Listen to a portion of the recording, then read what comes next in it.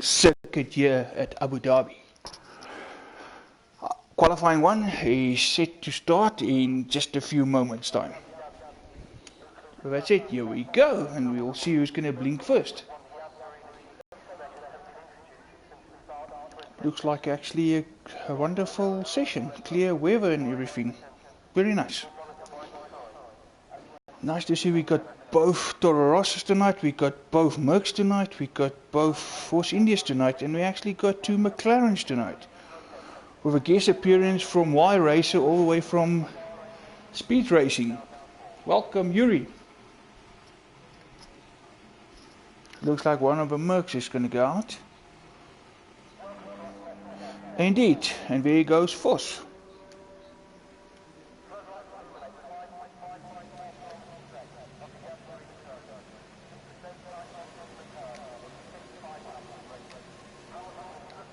And another one.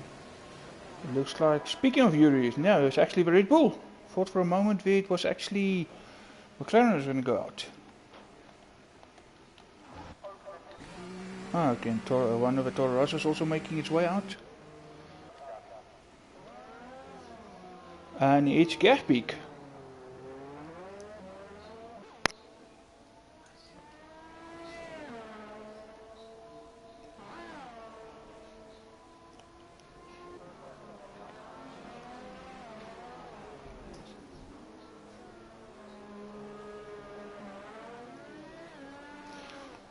Toro Rosso and Red Bull a bit side by side there.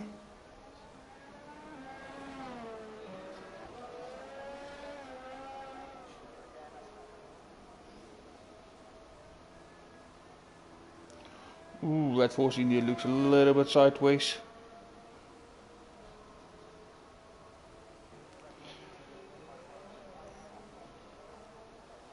Yeah, indeed, Cameron, who just made it in time to the qualifying session. For a moment it looked like he's not going to make qualifying tonight. Well done, Cam, making it just with moments to spare.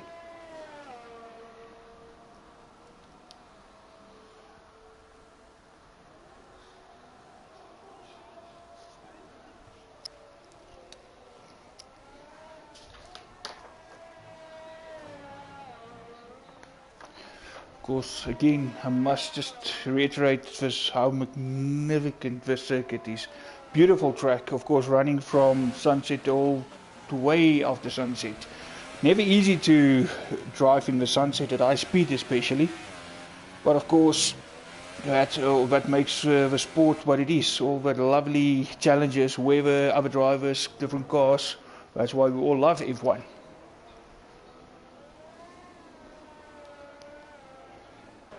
Yellow flag out. No, I had been cleared. Just a quick one.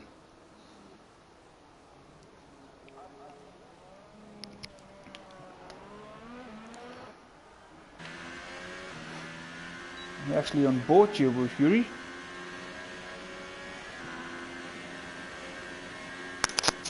The man obviously making a guest appearance tonight.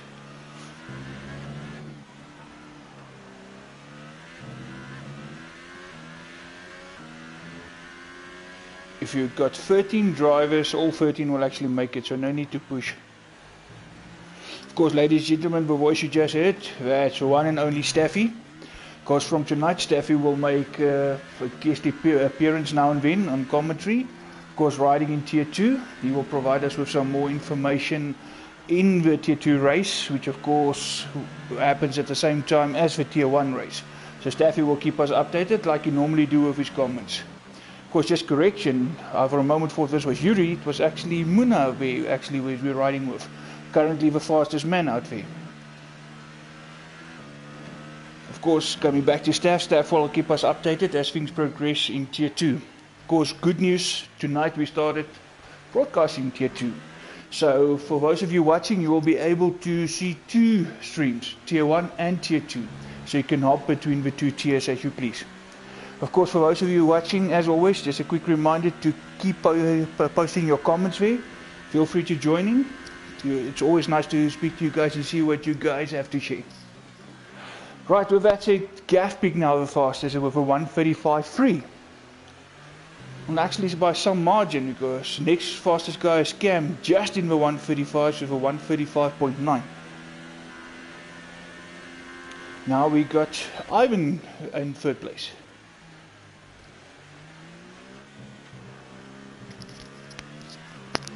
Sure, 135.7, that's close. Sure. Those tier 2 times where Steph is not way off from tier 1, that's actually quite close.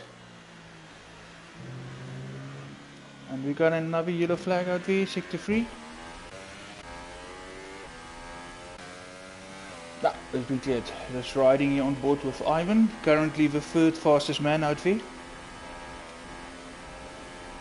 Of course, as it says at the moment, 14 drivers, all 14 will make it through to the next qualifying session, so no need to really push at this stage. It's just to get a feel for the track and just to set a benchmark lap or two.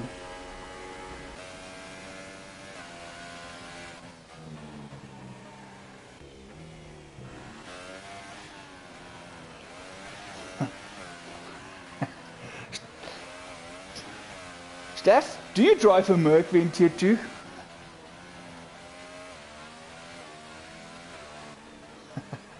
Looks like you're rooting for your Merc guys, that's right.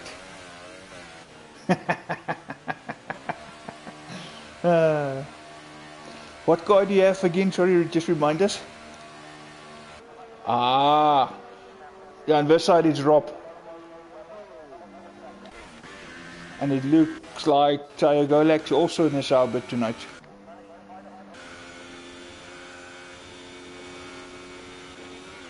Yep, indeed. No, sorry, he's in a Williams. Looks like it's a Williams red. No, I lied. It's a Sauber. Yeah, so Rob has got a teammate tonight. Tyre Okay, at the moment we got Y Racer in 8th place with Muna in 7th, so both McLarens falling a bit back at this stage. But of course, as I said, no need to really push.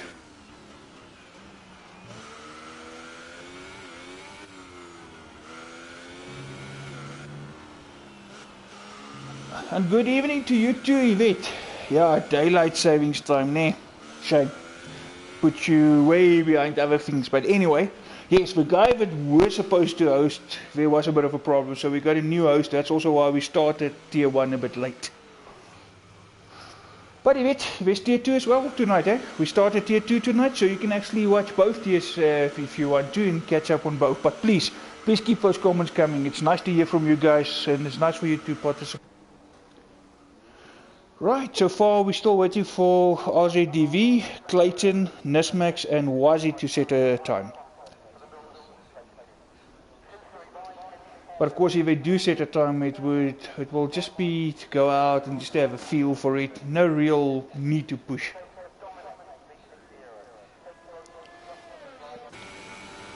Okay, Rob is out there at the moment, so there should be a time lap here.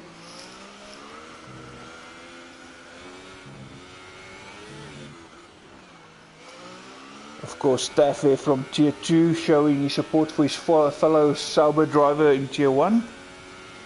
I hope Rob shares feeling and he also supports his teammate in the other tier. Oh, never nice to disconnect, and especially so early. Frustrating. There we go, there's Yuri. A McLaren not with a black helmet.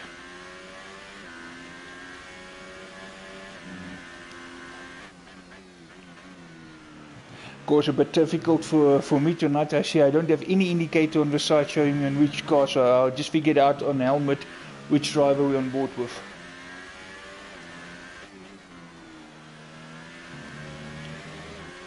So far, surprisingly, it seems everybody's pretty much on the same tire.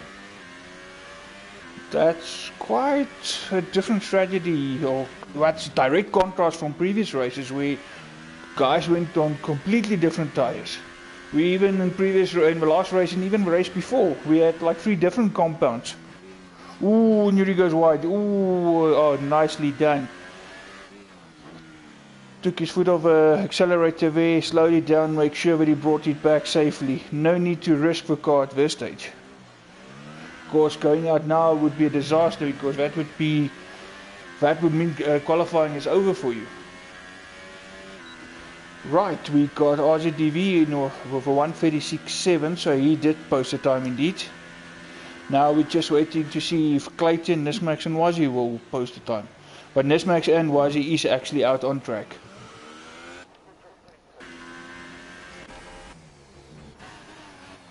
DW now retiring from the session.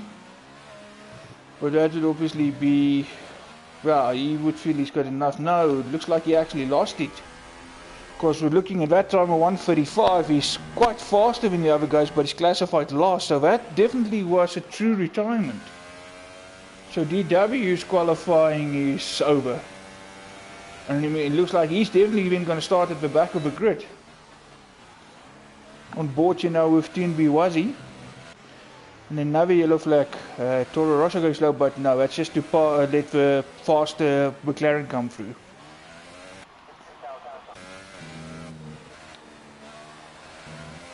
Gav Peak still first currently, with Cam in second place and Ivan in third. Where's are sitting strong in fourth at the moment, 1:36.6. Not far off from Ivan. Little piece back tonight, currently in fifth with a 1:36.64.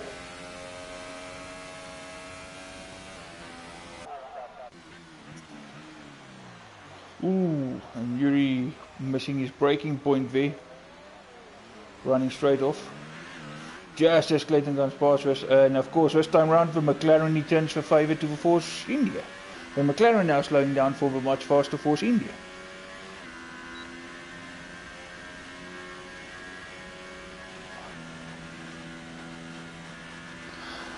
Yvette or anyone else watching, can you just give me some indication with a comment if comms are quite clear, if picture is good, if you can see and hear everything, please.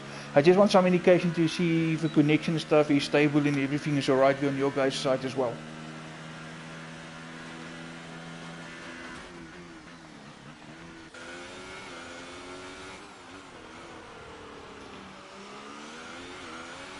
Nesmax we're in 9th position at the moment with a 1:37.2. Of course, coming now into the pit.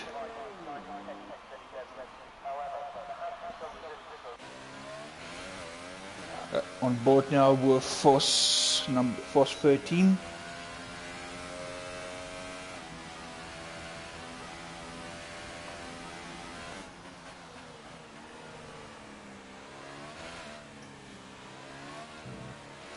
So the only man who did not set a lap time is Wazi. Here we go. Oh, sorry, that's for us. Sure, a lot of guys tonight they've got black in their helmets. Okay, Cam now into the pits. There we go, and Wazi actually coming into the pits, actually bailing out of that lap.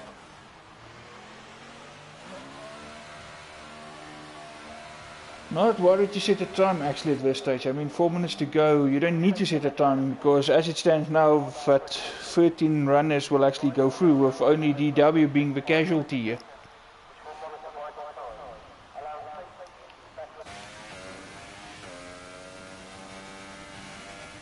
On board 8th position. And Muna now also going out. Ooh, looks like that's also a true retirement.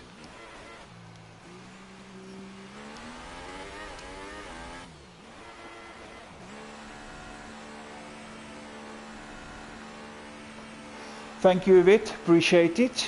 Always nice to hear back from you guys, so when we know things are running smooth. Yeah, it looks like definitely two casualties here. TnB DW and Vamuna. And actually, as we say that, Wazi going out for another stint. So he's actually still gonna try to make to set a proper time.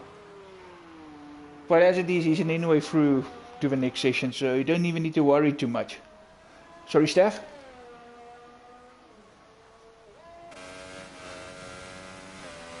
We went to Q2. Wow, we just which is strange because no. Okay. Because in theory, because it's normally top 15 that will always go through. But yeah, whoever crashes out, even if you have a fastest time, if you crash, goodbye qualifying.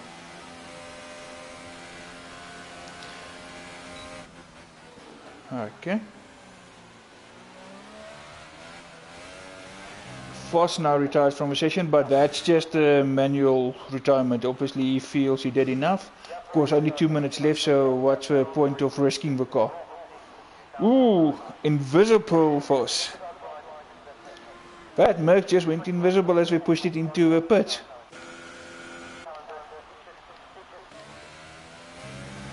Of course, Swazi, Voss's teammate. Still waiting for him to set a time to see what his pace is like.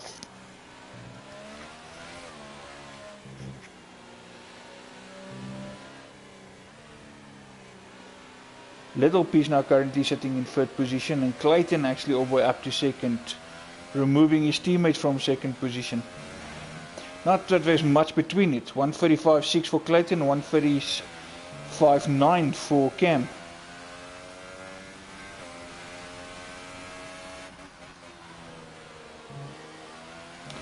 Y Racers sitting there in 10th position at the moment.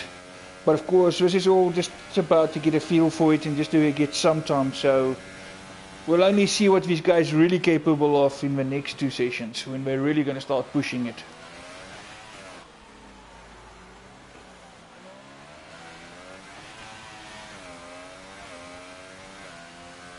But Raja now building up speed. DRS will go wide open.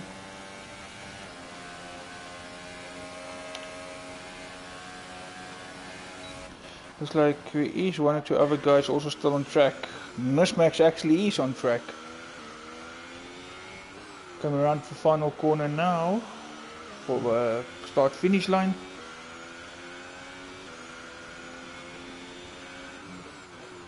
I'm surprised to see some of these guys actually out on track, knowing that they're already through.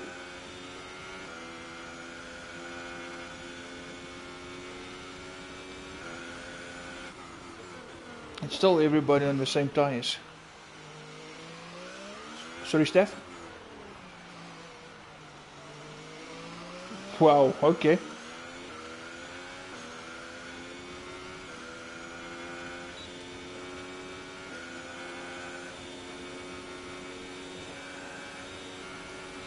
I'm actually going through this now, and there is one or two maybe.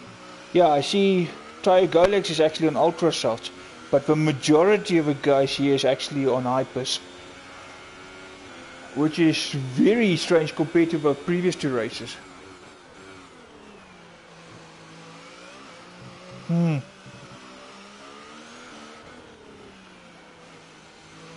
But yet, when we also did some pre-testing, we actually raced here as well. But some of the, I don't know, Hypers, tire life, not that great. I personally would still go ultra soft, super soft, but that's me. Of course, I'm not racing tonight. I'm just sitting and watching.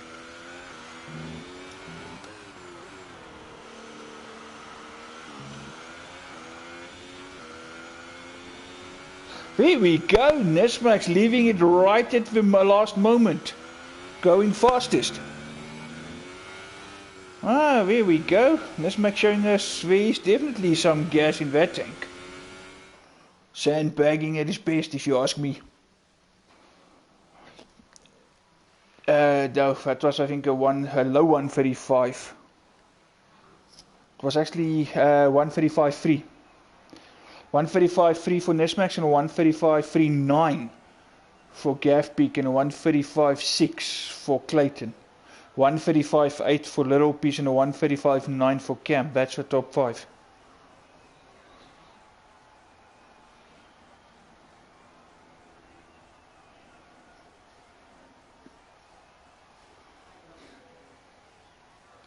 Quite a mix of licenses, different license classes, from all the way from A to D. Quite a mix tonight.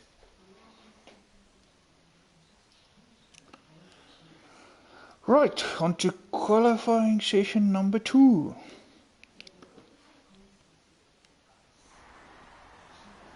Yep, indeed, we lost Muna and DW. Those two will definitely start at the back of the grid tonight. That's going to make things interesting. And Y Racer, of course, Y Racer retiring from the session as the visitor. Of course, he just finished the first session to just get a feel for it.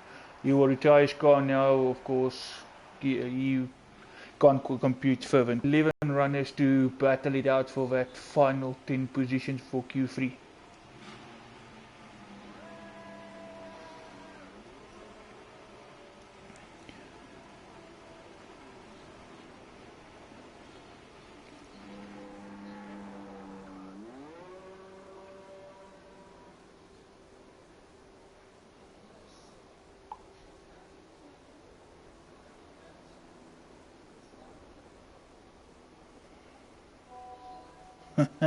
I see Ronald is busy with his comments out there.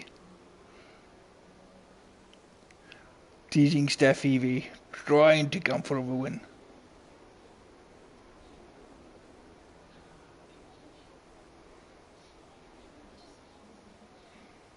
Okay.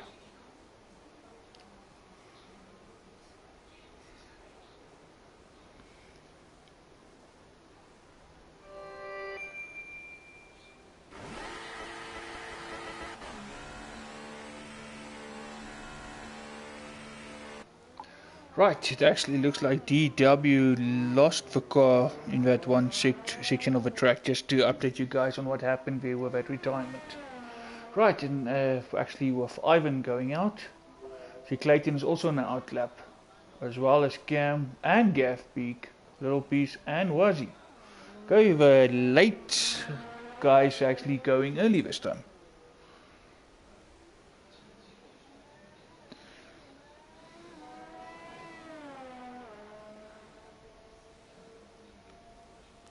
I'm actually surprised how close these times are actually between tier 2 and tier 1.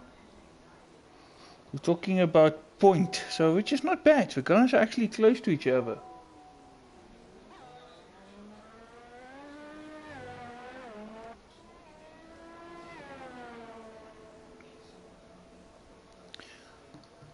Correct. Of course, you're gonna have some guys actually be going to tier 2 and some guys being promoted to tier 1. Especially, and it would be nice, of course, if you look at the points as well, the guys closest in times. That will actually make both tiers more closely fought as well. Because you guys that's close to each other's pace will actually be going at it.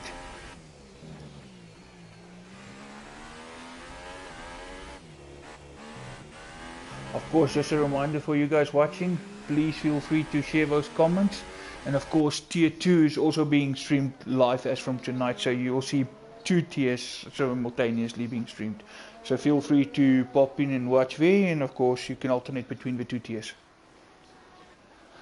Right, Ivan coming down the home straight to start his hot lap. So far we just got Rob, Voss, Weza, Nismax and Tayo Golek sitting in the pits. Everyone else is out. Yellow flag, Merck slowing down. No, but that's definitely just now. That was just a clean slowdown from Wazi to let the faster Toro Rosso come through.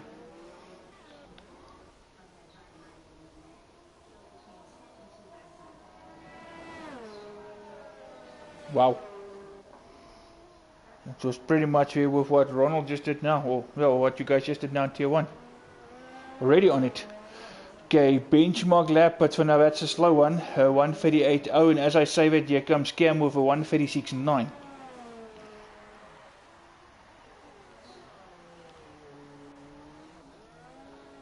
And Gav Peak pushing that Toro Rosso.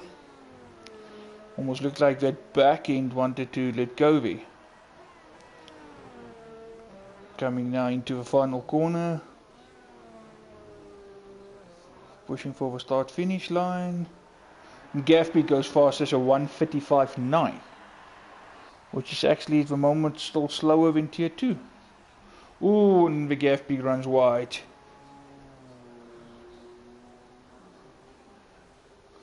Correct. And just always remember, Q2 of course is the tyre that you start on. So you don't want to take too much out of the tyre that you post your fastest lap on. Here we go, clever. No point in risking it now and of course wasting the tyres. It's all about that Q3, making it there and then go push for that pole position. Yellow flag again, but this can be again somebody just slowing down for a faster car. Yeah, no, nothing out of ordinary. There we go.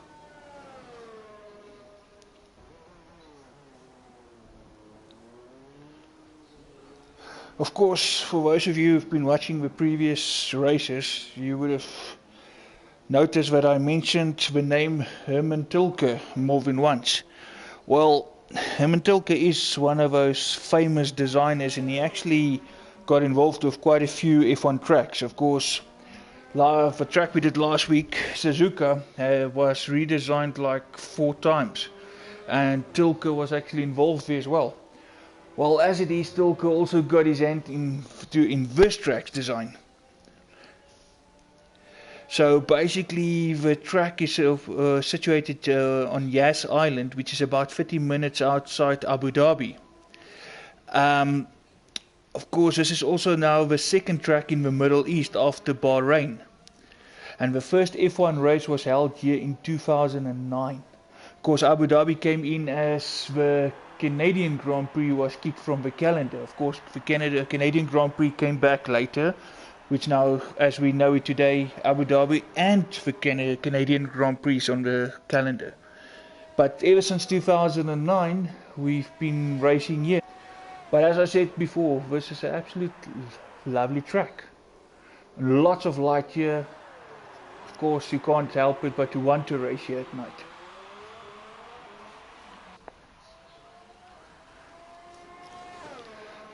Right, just a quick update. Gav Pigby still with a 135.9, Clayton now with a 136.5, and Ivan with a 136.6. That's your top 3 at the moment. Of course, Force now still there in the outlap.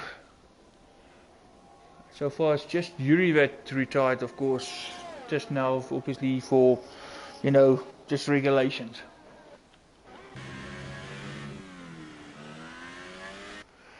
DW, don't be so harsh on yourself. You've done stranger things than that, so I won't call it as shit.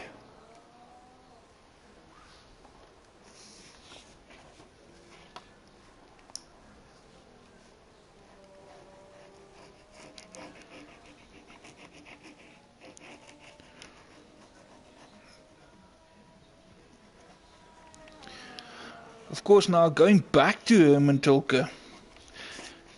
Actually, it was heard, of course, one of the comments that he made after last year's race here. After the 2017 Abu Dhabi Grand Prix, Tilke actually said that they were considering making changes to the track to present more overtaking opportunities. Of course, there's this long back straight DRS, through the chicane running into another straight with DRS, so there is overtaking opportunities. But of course they want to improve the track to encourage more overtaking.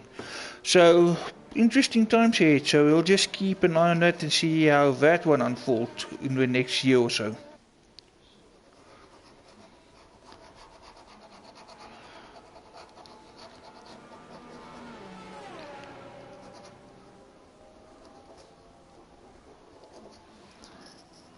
Right, Gavpik still holding on to that first position for now. Wazi in the meantime decided enough. He's happy with his lap time. He will make it through. Of course, with Y Racer out, it's only 11 drivers really competing for that top 10.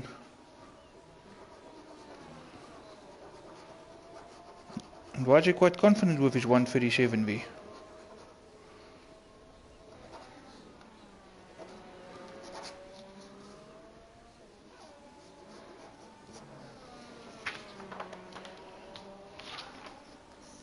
Just keeping an eye into Wezer for now in the Red Bull. Mr. Majestic still holding on there, but currently in 5th place, I see.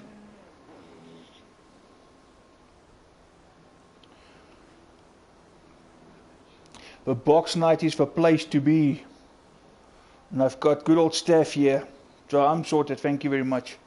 Hello Yuri.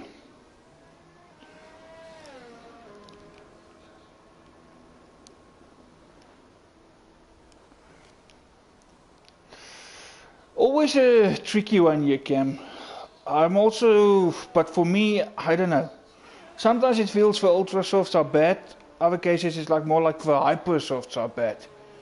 I don't see a lot of people going for super softs, but I like the super softs here, funny enough. The slower tire, but it feels actually the most comfortable. So it's always a funny track when it comes to the right tire selection. Now, agree, that's the same with me. Super soft for me. I personally would go super soft in the race. Of course, it's a much longer stint, slightly slower, but the car just feels so much better.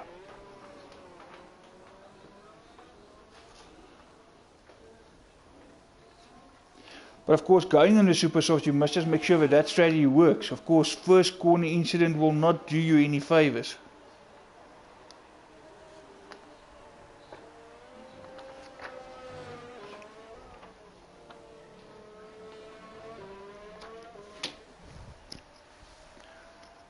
Okay, Little P still on his 135, but I see he's now actually going out again. Weza sitting in 7th on a 137.2. Fourth also on a 137.2. So Weza 37.23 and Force a 37.24, which is just behind Wazi 137.20. Quite close here. Ivan in 4th position with a 136. Yeah, 136.6. Funny enough, 138.9. They're still not near that 138.8 which Steph mentioned earlier for Tier 2.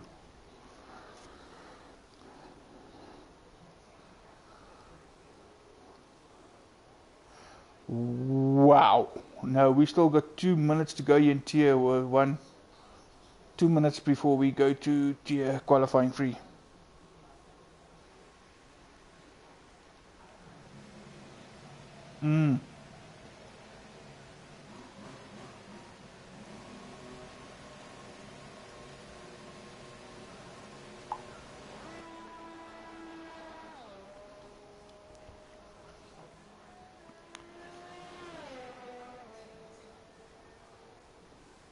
Yeah, the guy starting at the back there, Cam, yes, it can, because starting right away at the back, if you look at Muna and DW, I would definitely consider starting on a super soft. Because you're already right at the back, just make sure you keep your nose clean. Run a little bit of slower, but just make sure you avoid that first corner, guys, because first corner is always a hot place. But if you get through that first corner clean, I think that super soft will take you quite far.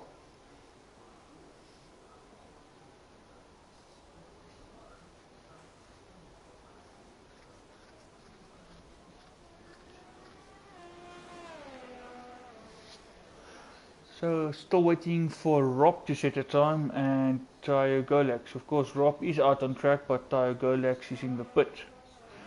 Speaking of Rob, here we go.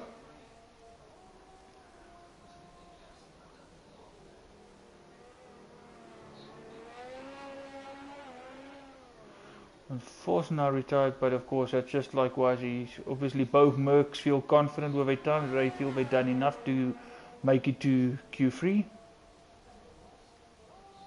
Same with Gafbig, he also feels he's done more than enough.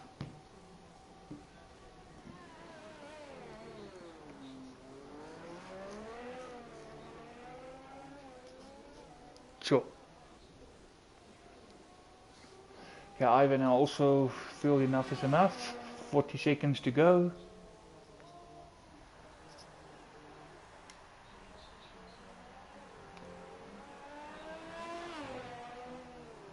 Nismac sitting there still in second position with a 136.5.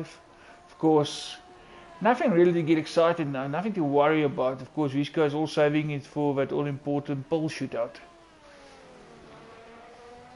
That's where things are really going to get interesting.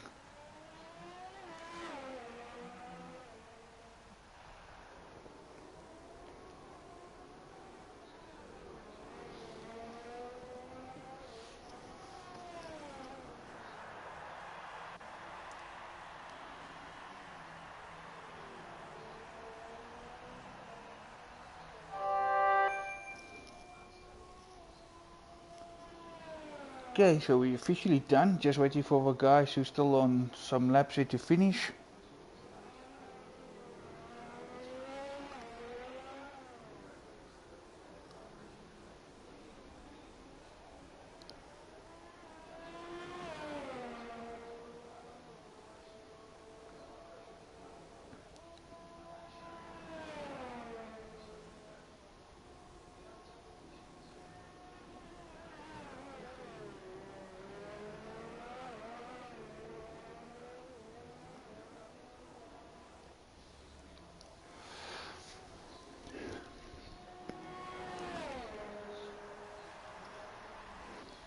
Yuri, success met je rennen.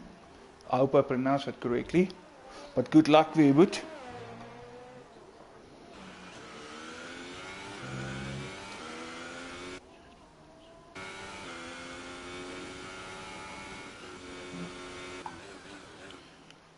Right, here we go. Officially done now with Q2.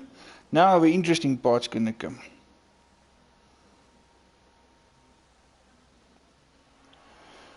Gaspeak RZDV finishing in second with a 136.0.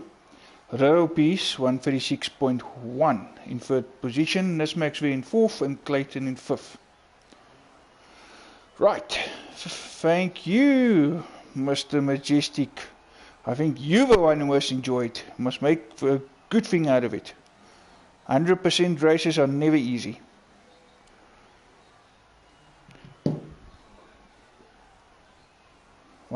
Wow. Now we're about to start Q3. Wow. So where are you sitting? I still think that one of the three hot ones are you, Ronnie, and Springbok Gamer even. Oh, yeah, but you know, you also get that bad races didn't work. But I still think there's a couple of guys there that can take it. Right, and off goes Force. Force is the first guy to blink. And there goes Force India as well, and another Force India. And out goes Ivan Istoroso, actually following his teammate. Gavpik also decided to go out. Of course, this pit lane, this pit access is something else.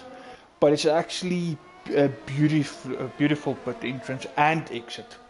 Of course, a lot of F1 drivers out there actually were raving about this track. They were full of good comments about this track, and still to this day, they all say how they love to race here. Of course, the likes of Fernando Alonso. I mean, there's a lot of guys actually, I mean myself even, I love this track. But then of course, there's also F1 guys who don't like this track. And one guy that specifically comes to mind is Giancarlo Fisichella. He specifically mentioned that he does not like this pit exit. Of course, it adds a new element. Yes, it was something different when we saw it for the first time. But where else do you see a pit exit actually dipping below the main track, going underneath the main track, out on the other side? I mean, something completely different. It makes it interesting. And it also tests your skill, so it also shows that when you come out of a pit, you can't be too hastily. You also need to bear in mind that you can crash coming out of a pit. So you need to be a bit awake. So I personally, I disagree with Giancarlo. I actually love this pit exit. Right, just check Ivan here slowing down to create some distance between him and his teammate. Rob is out there as well. Force as we said, but he's now already started his hot lap. Yikes, Dix with a 134.8 pole position time there in T2. Nice, Dix.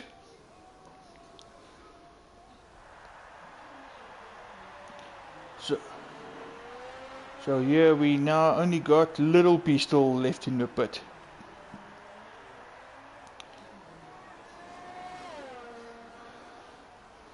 Just staying here with Foss at the moment, just to see what type of lap times he do.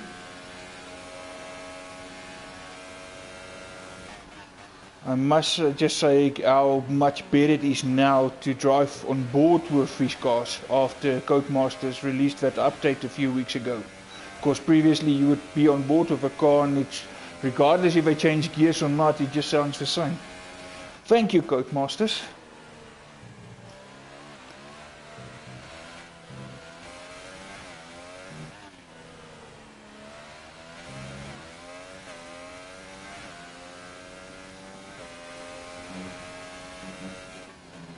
Right, Foss just now coming through the hotel section.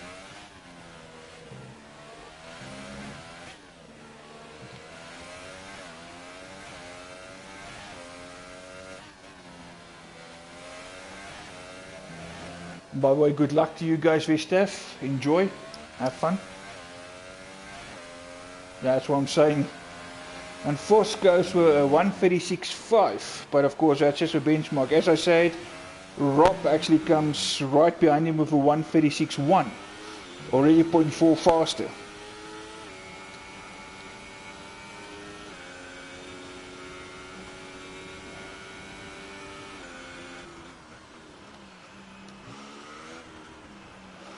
Yeah, looks like everyone pretty much now is on the Hypersofts, same tyres. And Gatsby goes fastest with a 135.2.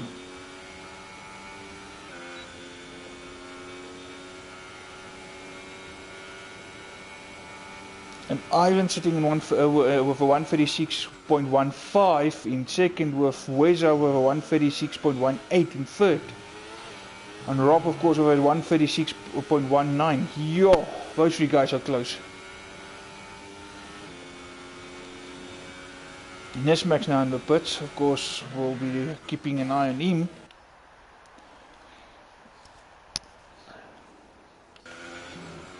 Little piece out there in the Haas.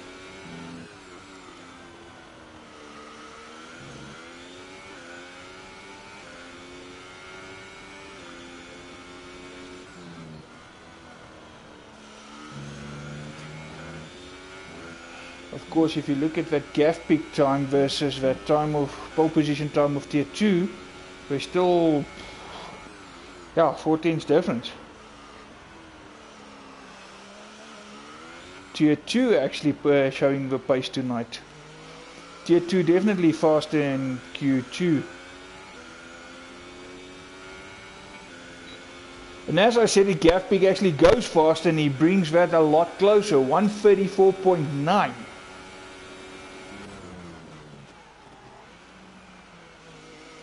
A 134.9 versus the 134.85 of tier 2, much closer. Clayton now with a 135.2 in second position. Ivan, Wes and Rob still third, fourth and fifth. Wazzy 136.4, Cam with a 136.5, and Force also with a 136.5, but of course 5.6 versus the 5.2 of Cam. Nesmax and Little P still 2 set times. Nesmax still in the pits at the moment.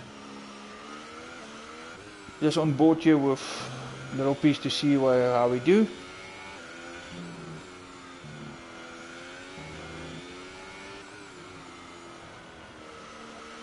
Coming down to the start finish. Little Piece putting him in provisional third place.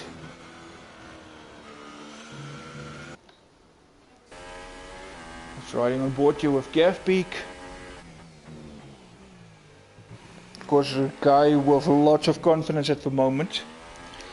After disconnect in Canada, he came all the way from the back to finish in third place. Of course, he had a disconnect in Mexico as well. Came back. Nah, he's gonna put actually. Yeah, he came back from a disconnect in Mexico as well, and again ended up on the podium. And last week, of course, Japan. He won the race.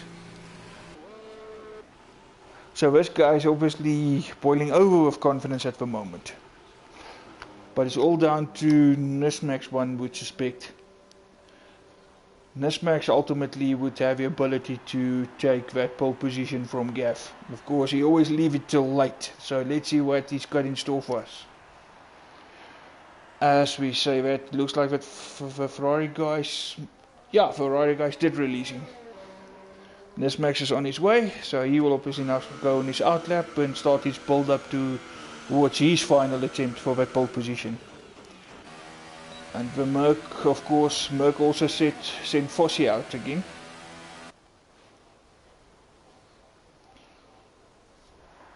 Of course, Cam in the pits. Was he now in the pits as well? Yellow flag.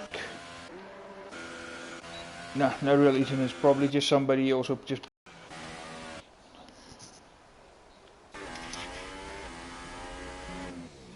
riding on board you with Ivan for now. Sorry, Steph, can you repeat?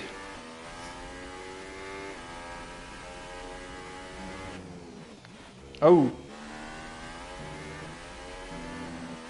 Oh no.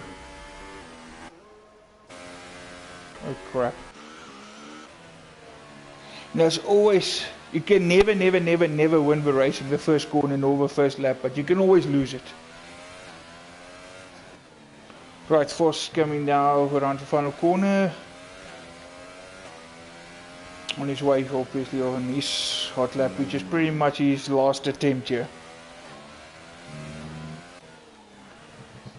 Cam also out now for his last attempt. And YJ is actually on his way as well, also for his last attempt. Rob is going out as well.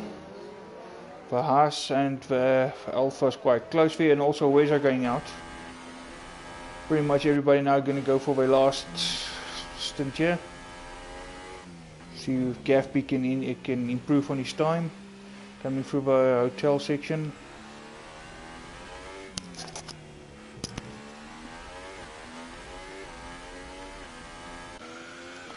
There's lots of yellow flags popping up. Gaffby around the last corner. No, definitely no improvement there. But unfortunately, one thing about these hypers, they only give you that much. Literally like 2 or 3 laps if you're lucky. Of course, anything thereafter, there's not much left in them.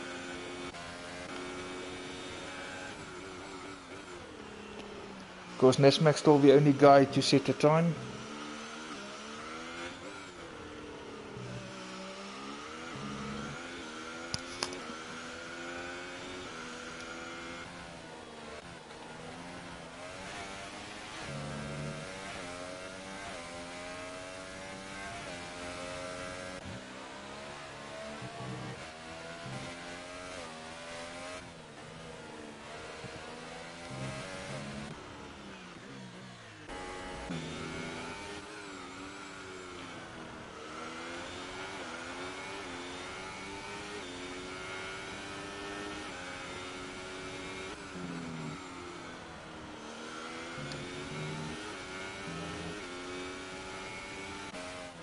Oh, now yellow flag in sector 1. Oh, Nesmax going slow. Nesmax going slow. Oh no, Nesmax really going slow.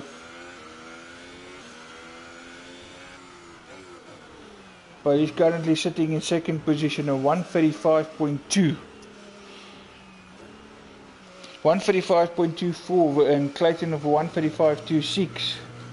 Not sure why he's going so slow, because he will definitely not have enough time to finish another lap. And I think he also realized that. Nesmax decided, okay, that's it, he pulled off. Not sure what happened there.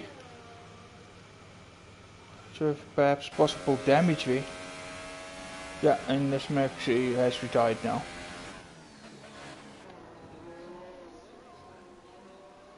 So far, Gaff Peak, Nesmax, Clayton, Little Piece, Ivan, Weza, Rob. And Voss now also decided he retires. He will then pretty much start in 10th place. And Weza also going slow with it being over. I think Weza is also pretty much done. 7th position. Cam finishes in 5th. There we go. Weza retiring now. Cam is pretty much done as well. Ivan also done in 6th position.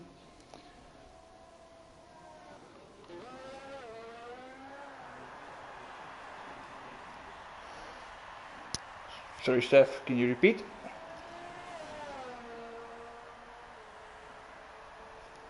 Oh, okay. Okay, Foss done. Wezo gone. Ivan gone. There we go. Wazi also decided enough. He's done. No point in staying there. Not a good session for the Mercs. Mercs starting in 9th and 10th respectively. And not far apart from each other. And Gafpeak now really pushing it.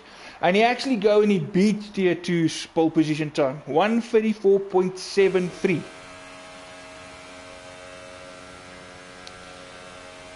Can anyone stop the peak tonight? That's the $1 million question. As I said, that guy is boiling over with confidence. But has anybody got an answer for him? That we will have to wait and see. But of course, there's also a good old disconnect. And he had his fair share already this season. There's your confirmation of the top 3, Gafpeak, Clayton and Nismax. Top 5, of course, Little Piece in 4th and Rob in 5th.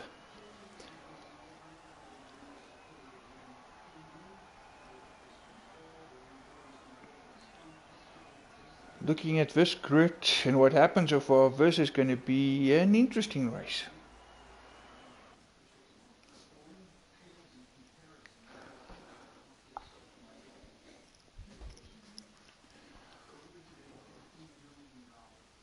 Occasions.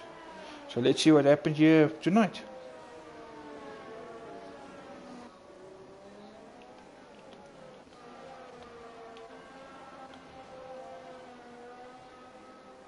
And we got Vino. Vino made it. Welcome, Vino. Of course, Vino will be is actually a Renault driver, but of course, joining after the qualifying sessions and stuff, obviously he will just get a default car as set by the computer. But of course, at least the all important thing, he's there, he can race.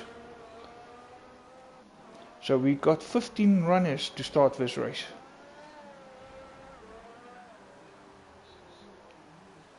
Right, just waiting for the last couple of guys to line up so we can get this race underway.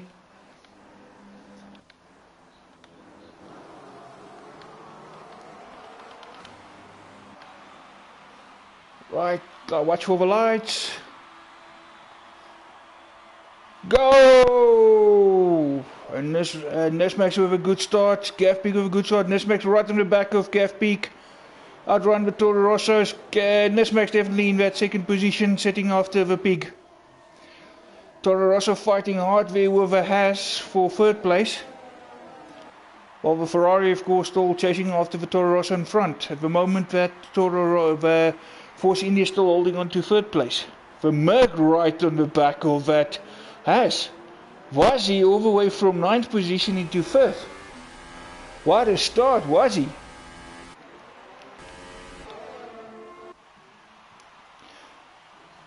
Quite closely back at the moment.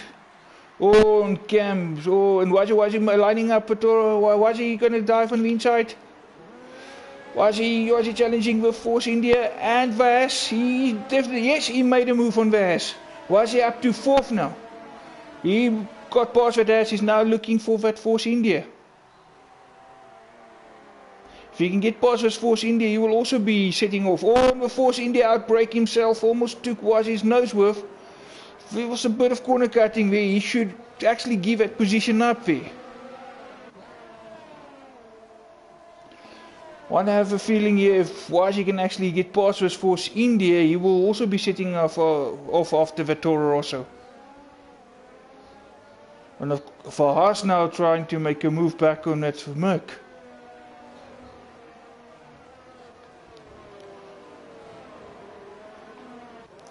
From a not so good qualifying, the Merc actually looked like a good race car just after that first lap. Gafpeak, of course, fastest guy around. No surprise there, leading the pack. 143.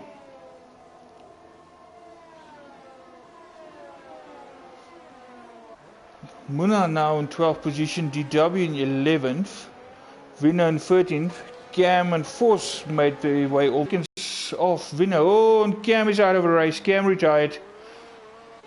That's a majestic retirement there, and Vos is actually in the pits. Cam actually dropped all the way to the back on that first lap.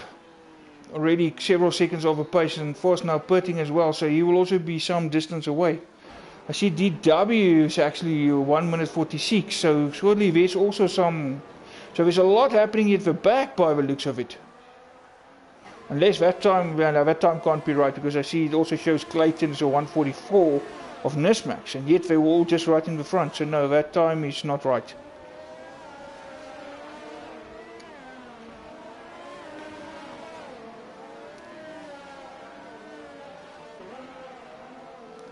There we go, now we can actually see the tyre strategies that everybody's on.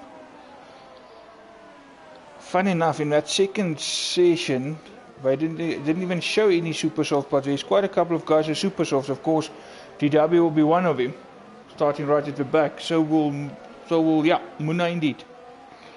Clayton now with a 3-second time penalty for multiple warnings. See how it goes in the front at the moment. Nismax on the ultra soft, looks like Gafpeak also. Nismax still chasing after Gafpeak. Clayton now falling back, 5 seconds over pace there. Being chased by Ivan. Ivan on 4th. Oh, and looks like Wazi also dropped some places now. Ooh, Wazi and Y-Razor having a battle now. Some of the guys are going forward, some of the guys going backwards.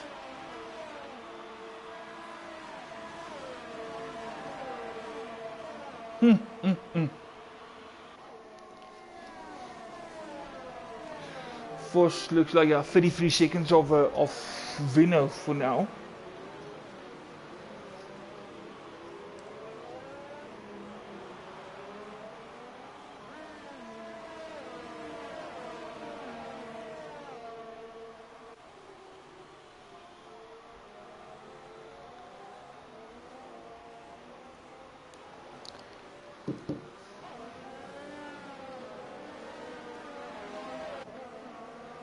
Y-Racer running in 7th still at the moment. It looks like he's actually pulling away from Wazi now. Gafpeak and Nismax still 1.5 seconds apart. Of course, if Nismax can just save his tyres, he can actually run longer. So, of course, running in the dirty is maybe not worth pushing the car too much at this stage. And see if you can do an overcut or undercut as the race progresses. So we'll just keep an eye on that.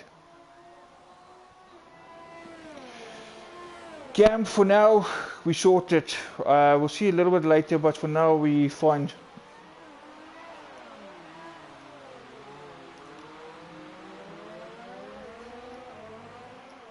But don't run away. We can always go look at something now. And actually Nismax now gained on Gafpeak, because the gap is now under a second.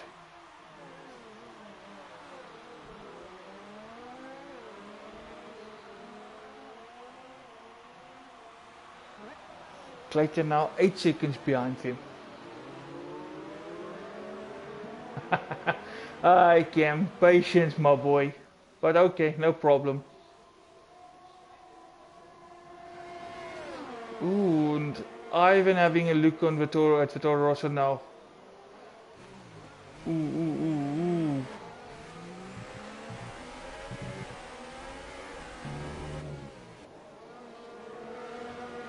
Oh, no, Ivan and Tylex. Oh, no, look, that was a bit scrappy. Tylex actually pushed Ivan way off track. But Ivan actually got out actually better. He's still in 4th place. So both Alphas actually looked very racy early in this race. And as I say that, Tygolex actually dives on the inside of Ivan. And he will now have a go at Clayton. Ooh, Clayton running wide. Tygolex will have a bit of traction. And yes, he makes an asset. Ivan is right back on Clayton, but Clayton's not having any of that. But of course Rob will also fancy his chance now coming into this battle.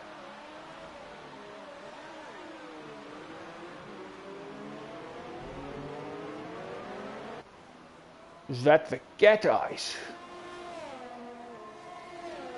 Oh, the scary eyes. Oh, and Rob having a look, diving on the inside. He's fancying his chances on Ivan. And actually, yes, he's got it. Can he make it stick? Because Ivan will have a better line. Yes, he actually does make it stick. A better line, inside line couldn't help Ivan there. And now, Racer will also have a go at this. And he will have DRS. Oh, and was he now retired? No.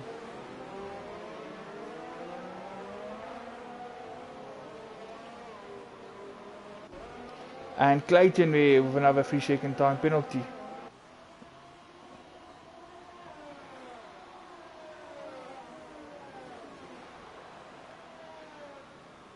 Oh, and Wazi left this session.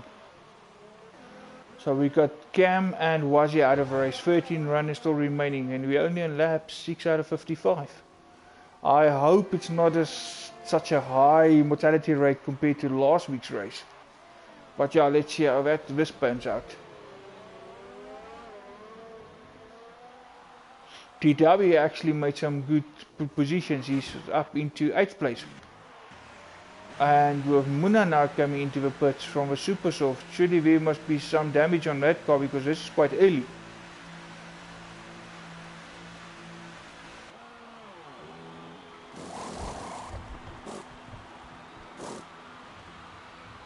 Oh, and Clayton also now left, but that might be a disconnect. Yeah, that car's ghosting. That's probably a disconnect. Hello. Hello, Wazi. Welcome. What happened there? What happened there? Had a good start. Went a lap in. Got up to 5th, 4th. I was just about to say from 9th all the way right to the top 4. Yeah, I got some wing damage from some contact. I'm not going to say too much about it. I actually watched that, yeah. So I have my suspicions where the contact was because I actually watched you and the one guy there because you were battling quite close. You know, close racing is close racing. Some yes. you win, some you lose. Yes. I won't make sour grapes about it, but you know.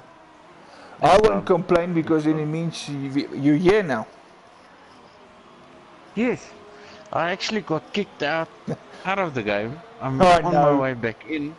So yeah, I can't commentate what you're watching at the moment, but at least you can talk to us. Yeah. Now we just need Yvette to share share some comments again when it's pretty much like last Friday.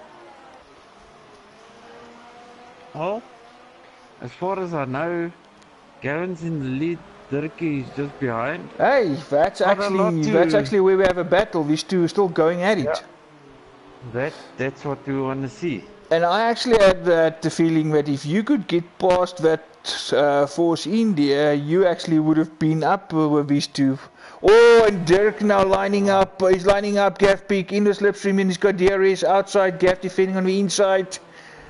Oh, Gav actually gets a better line for now. He's keeping in front. Of course, this Max will now just build up again to get momentum, do it all over again. Yeah, of course, like you say. Ty Golex now 11 seconds of him, and Yuri now up to 4th position, 4 seconds behind. Now, it's 4 seconds, and Rob is not far behind either. Those Alphas actually look very racy tonight. I'm almost in there, Johan, so I can You're missing, you better get in here. Oh, here we go, Nismax right on Gav Peak again. Of course, can Gav Peak hold his nerve, but as I said in qualifying, this guy is boiling over with confidence. Yvette is smelling the bacon. Well, if you look at Nismax on his tail, that bacon is definitely being fried there. You can have some crispy bacon soon.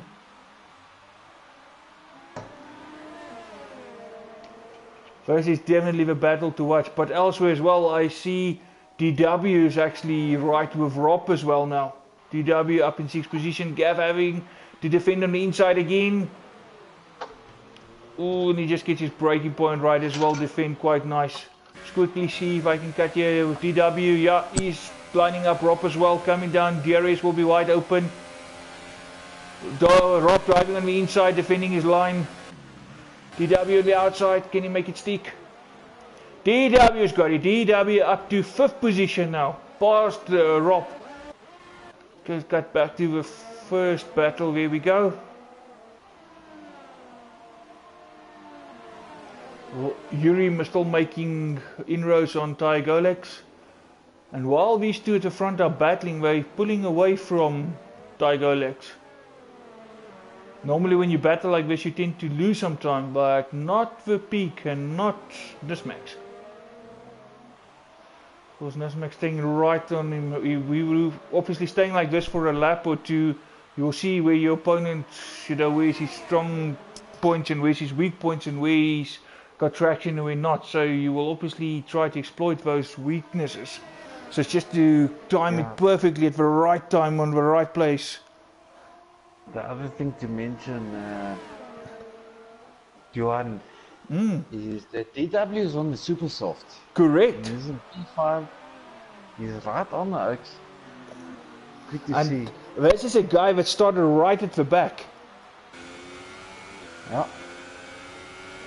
A lot of guys went backwards. Correct. A lot of guys went backwards. He went forwards. And I was mentioning it about you earlier. Merck had a bad qualifying 9th and 10th, and yet you at one stage got all the way up to 4th. Yeah, I set up my car to be so. And Nismax going on the outside again, trying, looking. It's a drag race right to the corner. Oh, he's got it. Nismax got it. Nismax into the lead. On the outside.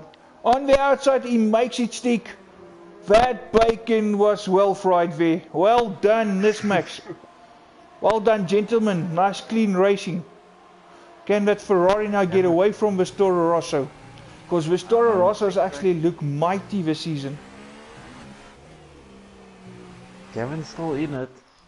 And Ivan with a time penalty. Gav is there. He will obviously now have the advantage of slipstream and of course DRS as well if he can stay in range. Oh, and as I say that, actually that car was a handful out of that last corner. He would then lost some time there. Yep, he's out of DRS now.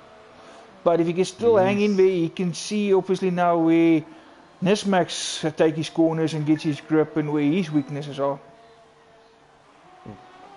Gavin running wide out of T2 there. Ooh, no, Gavin is really. All of a sudden he makes his look is pushing a bit too hard now to reclaim that position. Yeah. And that will also not be good for those tyres. Hard just to keep up. Way too hard, and of course, as the saying goes, sometimes slower is faster, and in this case faster is actually slower. Because that gap all of a sudden is over 2 seconds, and that's just a couple of corners, not even a whole lap is yet.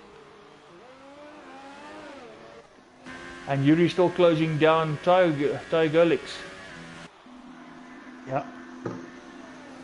And DW, yes. Of course, he would have skipped quali, but he's on the softer tyre compared to DW, and DW is actually chasing him down. Little piece now worth another time penalty there. Muna running at least in the points. He's now in 9th position after that early stop. He's on the. Just what I see. Looks like he's also now in ultras. He got rid of a super soft. Vino made his way up to 8th now. Also at one stage at the back. Good stretch. From here you can do an easy one stop. Rob in 7th. Not bad going if you look at the fastest laps. Not sure what happened. Rob is not gaining now. He's behind Ivan. Hey. Oof, but Yuri is definitely on the move as well. And Nismak's now getting away from the gap. The gap is now 3.7 seconds.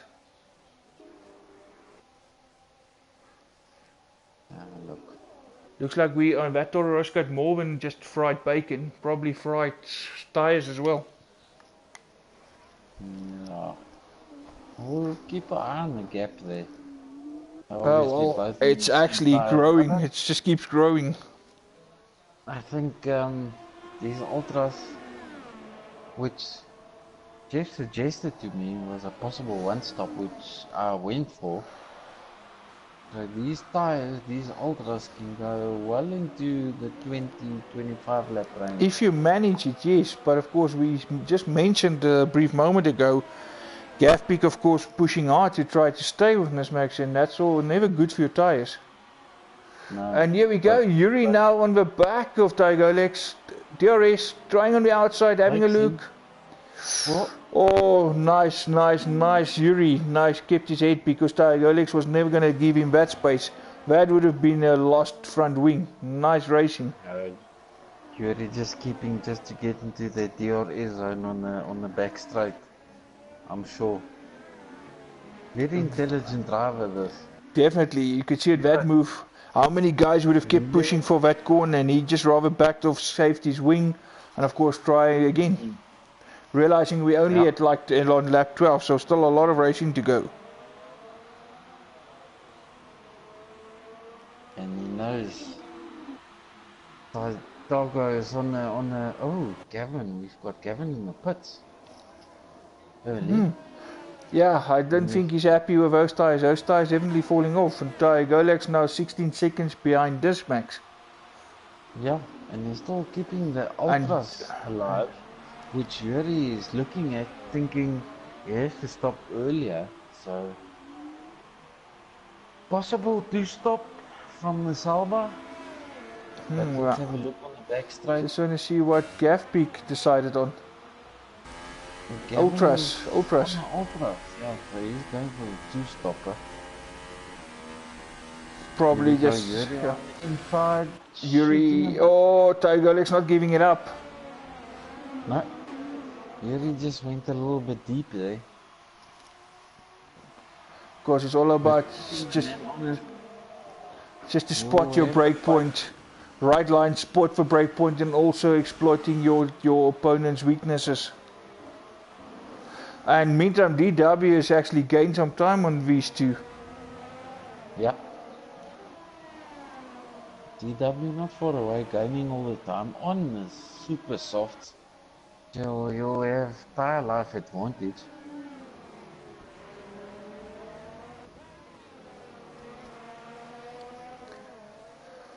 Still staying there in 12th position. Of course, Clayton's vehicle, that's a disconnect. That still looks like that Force India is ghosting. Yeah, it's still definitely still ghosting. Tigolex going into the pits right now, so Yuri being set free. Let's see what Yuri can do now with clean air. Yep. Because this DW actually go on for a much harder tire from the start. Now with these guys diving into the pits, this will actually now play into his hands. And of course, as I say that, the pig is right with DW now. Of course, much softer and much fresher rubber. Fresher, but let's see. And Gary now diving on the inside with DRS wide open. DW won't fight him too much, different strategies. Oh, and Vamuna now left the session. Oh no. That is not a crash, that is a disconnect. Oh no. Yeah, that McLaren is also ghosting. I hope he can actually join and reclaim that car, and hopefully quite quick as well. Let's hope so, because this boy's got pace. He's got pace. Definitely. It would be interesting to see what he'd do with that McLaren. He's got some hard luck or some bad luck, like I've experienced. I feel his pain. But he's still in it, so if he can get back into the car, he can... He just needs one good race just to get that confidence going again. Because that's what's carrying, because that's the one thing that's carrying the pig at the moment. Lots of confidence. Fortunately enough, and Gav Pig with the fastest lap, 140.2, right with on the back of Yuri now. Of course, Nismax will need to keep this in mind. But of course, now also, Gav Pig also need to bear in mind if he pushed too hard, he takes the life of his tires way too early, and it's gonna bite him later. Yeah. I think we've got a classic case of Dirk being on a one-stopper, yes, Gavin being on a two-stopper, and at this moment in time, Gavin will be quicker. Of course, but it's all about the long game. If Gavin can pull out the second lap out of Dirk having to hang on to these tires to go on the supers to go to the end of the race. Hey, and Gav tires changing. Now, for the next 10 laps, he'll pull 10 seconds obviously. That's half a pit stop. But the gap at the moment 19 seconds, so we'll just keep an eye on what happens with that gap. Gav's definitely on the ultra soft. Now it shows ultra, then it shows super soft, ultra, super soft. Because if he was on the super soft, he wouldn't have been this much faster than the rest of the guys. So that's definitely ultra soft. And even the indicator shows ultra soft. Even if the picture shows ultras and then supers, but you can actually see, I can actually see on my screen change from purple to red, purple to red, purple to red the whole time.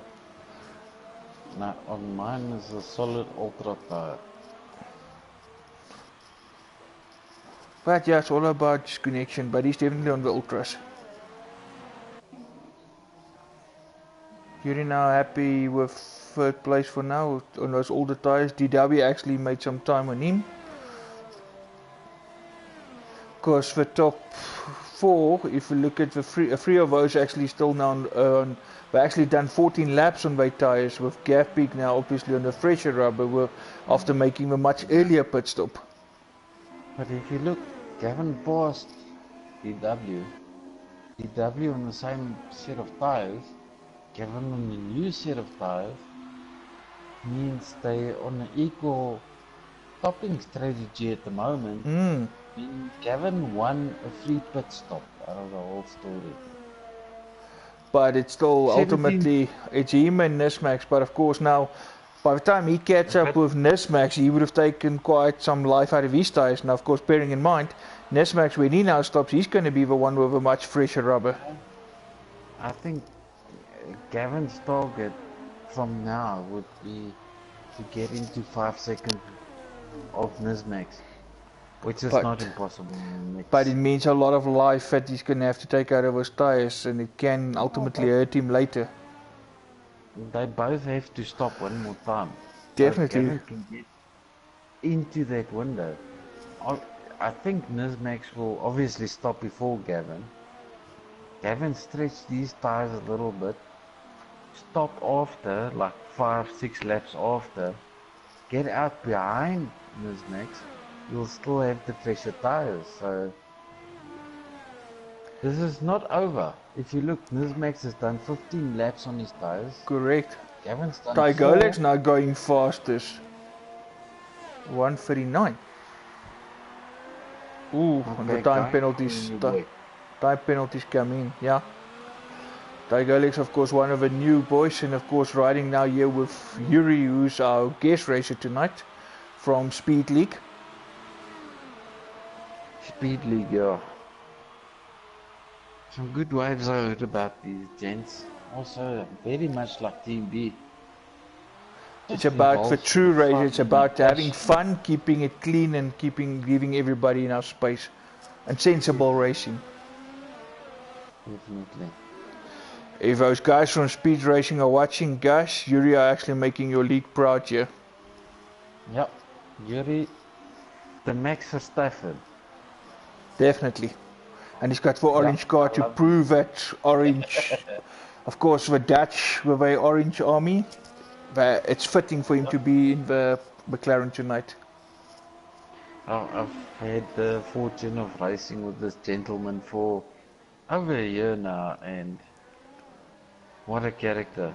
Love the man, and he's such a passionate gearhead like us. It's brilliant to have him here. And this is actually the one thing that brought all of us actually close, is our love for the sport. Exactly. You know, we've got almost, we've just exceeded 30 people, and we all get along. Most of us have been here from the start, meaning we've known each other a year plus. And being a part of this league is brilliant. It's more than just motorsport. It's just want to check connections you make with people. Steph, are you still with us? How's things going there? Gee, Steffi, you fucking putting that pink on in a podium there. He's actually got the alpha that side. That's okay.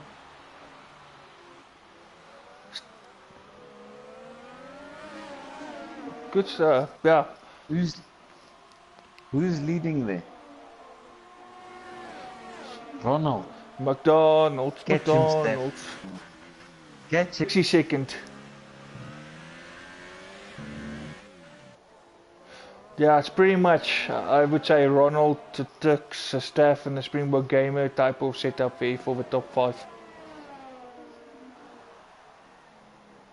Oh boy. Ah, no. Anything can happen in Formula 1, and it usually does. It does. Of course, Steph is our racer, our local racer there from Tier 2, also our field reporter from Tier 2. We will just catch up with him every now and then during race. We don't want to compromise his race by distracting him too much. Yeah, exactly. I just wanted to say big up to Steph for chatting to us while he's racing. Not easy thing to do. Now you would know, we've been there as well. Yeah. Little piece now with another time penalty. We've got DW catching Yuri. Definitely. Yeah, DW is definitely hanging there. Of course, the super softs, of course, although they're on the same amount of laps, the super softs will still have much more lift compared to the ultras. Yeah. Will have more grip now. Nismax now, we actually missed it. Nismax made a stop. He came out, now he's 5 seconds behind Gavpeak. Because Gavpeak already did like 6 laps on his new tyres. Yeah, but there's 6 laps difference, 6 seconds difference, and they both had to stop one more time. So it's still anybody's race. And definitely, of course, it also depends now what time Nismax can make on Gavpeak. Being in cleaner air, chasing after Gavpeak, of course, now with him now having the fresher rubber. Already the gap has dropped now under 6 seconds. And of course Nismax is just still on his first lap after his stop. Looks like Clayton actually managed to rejoin, so let's see if he can reclaim that Force India. Well, obviously now he will be some distance behind the guys now. Yuri 4 seconds behind Nismax, of course he's still yet to stop. DW now right on the back of that McLaren. Oh, he's right there, he's waiting for the back straight to do something. Oh, yellow flag, yellow flag. Okay, just a brief moment. So it must be behind. No, that was just a brief moment. Ty Golax now in 5th. Of course, he stopped earlier. He's 4 seconds only behind this DW and Yuri battle. Yeah, but he's on the hype list once again. That gap in the front now, at the 5 second range. So Nismax definitely gaining there on Gavpeak. Here we go now. DW, DRS wide open. He will diving on the inside. Yeah, he should make the stick. He should make the stick. I don't think Yuri will fight him too much. Nah, it's not worth it. Not with a weaker tyre, if I can call it that at the moment. Because that super soft definitely have a lot more left than the ultras. Yeah. But Yuri this time round will have a DRS. And Yuri will obviously... No, he won't have a look on the inside. For about it, but for better. Because DW will go on the ultras and Yuri will go on the soft. Super, so correct. In some point of this race, I'll come together on the track and have another battle. Gap in the front now down below 5 seconds. Nismax definitely on a charge now. He's on the charge. Of course, it's always one thing catching the driver in front, it's another to pass him. But also Gav Peak is no, but luckily it's just a ghost car, the ghost McLaren of Muna. Now looks like Muna didn't come back. No, unfortunately. But looks like Clayton looks like he managed to reclaim that Force India. So he's back behind the wheel there. Good to see. Of course, if that McLaren of Muna keeps ghosting, he will soon be up to 12th position. I would have thought Nismax would have jumped on the super softs and go to the end, and obviously that's also what I suspected, but of course he decided no. Issues. So him being on the ultras, Gavin being on the ultras, telling me the guys can't. Oh, and as I said, Clayton with reclaiming his car actually going fastest. But yet again he's on the hypers. I think later on in the race, the times will tumble. For me personally, I don't rate for hypers as a race tire. My choices would have been ultras and super soft, like you said now. Venena now with a 3-second time penalty.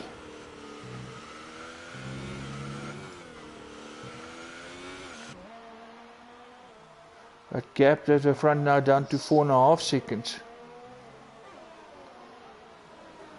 Don't discount this man in the Williams TnB DW. Definitely not. Really right. And especially, and he's got a reputation. He's got a reputation of saving his tires. Yeah. But Yuri is not letting go of him, at least not yet. Nah. Yuri's sticking with him. And Tygolex soon will also be up there with him. I'm surprised. Yuri did like 20 laps on the ultras and still having. Actually, the first guy to do it on the ultras, because even Nismax and of course Gav Big pitted way early, because both of them not even close to 20 laps on those ultras. So something else here from Yuri. Yeah. I'm surprised by the second Toro Rosso, 22 seconds. Well, yeah, over 20 seconds behind 5th place Tygolex, not really making inroads. And I'm also surprised that the second Alpha Rob. He's not really catching up like he did, because he and his teammate Tygolex actually were right up in the top 5, top 6 at one stage. But he's finding it hard to get past that other Williams. Of course, Vino normally in a Renault. Yeah.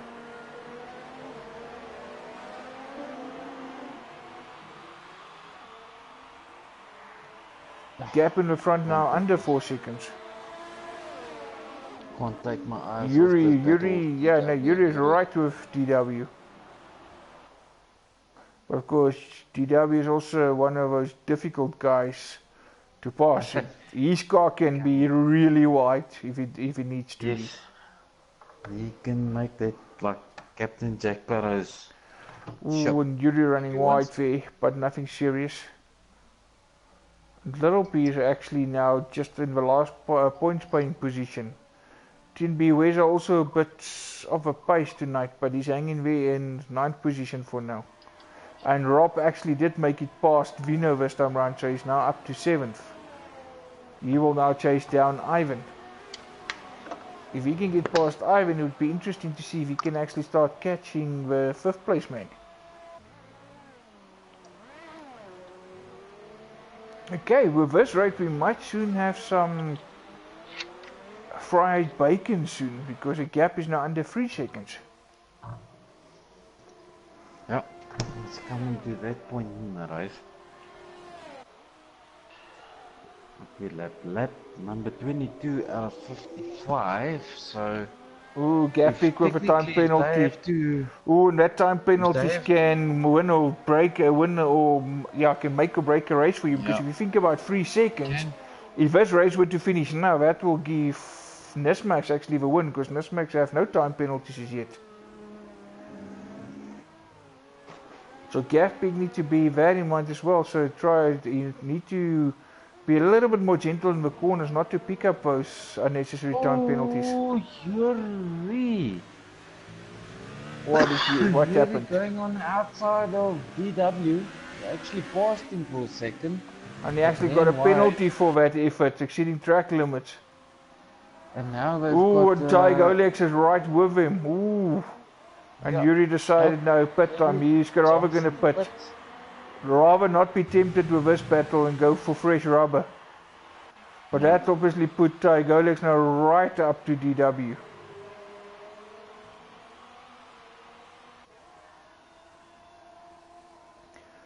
Tygolex really pushing this Sauber to the limit. Ooh. He's on 10 lap old hypers, so he should be quicker at this point. But diving inside. Oh, that was a very, very, very late move. But credit to both drivers. DW, I'm not sure if DW saw him, but DW saw him just in the nick of time to keep do not turn in. Now Tygolex has got for DRS. He was in DRS range before he made that pass. Well done DW for spotting him in time and not turning further in, otherwise that could have been disastrous.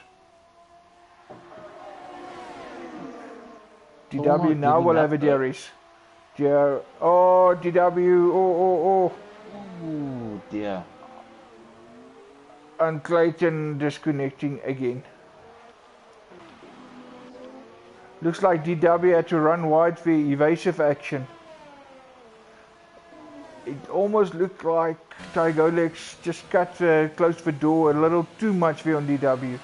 And DW had to run wide to avoid contact there. I think DW outbraked himself a little bit there. It was actually, it looks like a little bit before the brakes, but yeah, we will wait till after the race to get the comments from the guys to see what happened there exactly. Of course, DW now would have lost some time on him, so that will put him out of DRS range. Yeah, and behind him, Yuri is banging. Meantime, in the front, the gap is under 1.5 seconds. Yeah, and Ferrari is now really coming to life.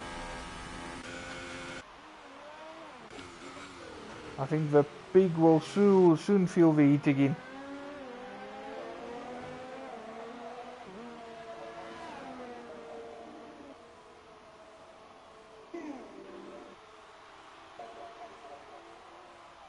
Yep, 1.3 seconds now. And Nismax moving closer and closer to DRS range. I think the best defense Gavin will have is to try to keep Nismax behind him for as long as he can.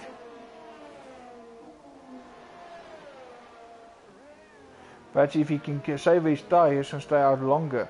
But of course now if he goes slower and if Nismax is clever, he can also save his tires and then really push, should Gavin decide to put. So yeah, quite interesting.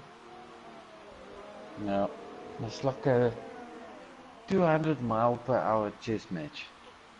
I could have said that even better myself. Actually, nicely comparison. Yeah, actually a brilliant comparison that. But it's definitely going to be between these two because third place man Tygolex is already pretty much 20 seconds off here. Yeah. Also having to stop one more. And I actually asked about this when we weren't qualifying. Does anybody have an answer to the peak tonight? And I think Nismax does have a possibility. He actually does have it in him to actually take it from the peak. He does. It's all about keeping it clean and who's going to make the fewer mistakes. As I said earlier, those time penalties, and so far Gavpeak does have, Nismax don't. And of course, if the gap between them is anything under a second, as it is at this stage, when the race finish, should that gap be like less than 3 seconds, Nismax will be promoted to the race winner because of a time penalty that Gavpeak already picked up. Yeah, true. Okay, looks like Clinton managed to get back in.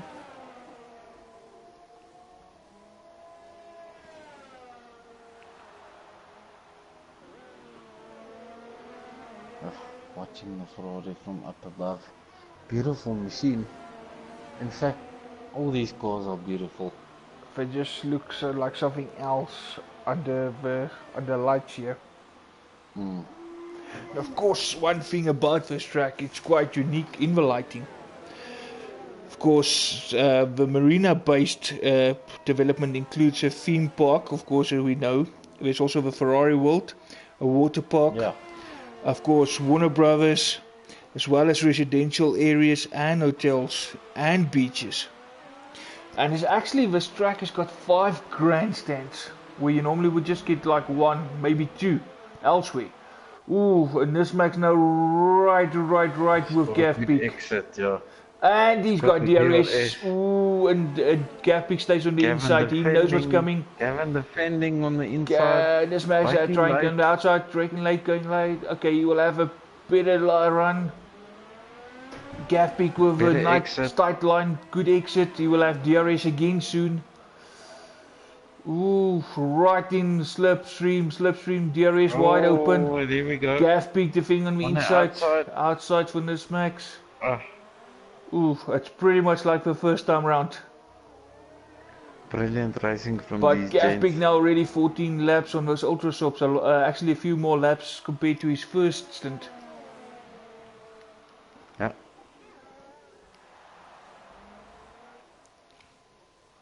Of course, we were talking about the lights here.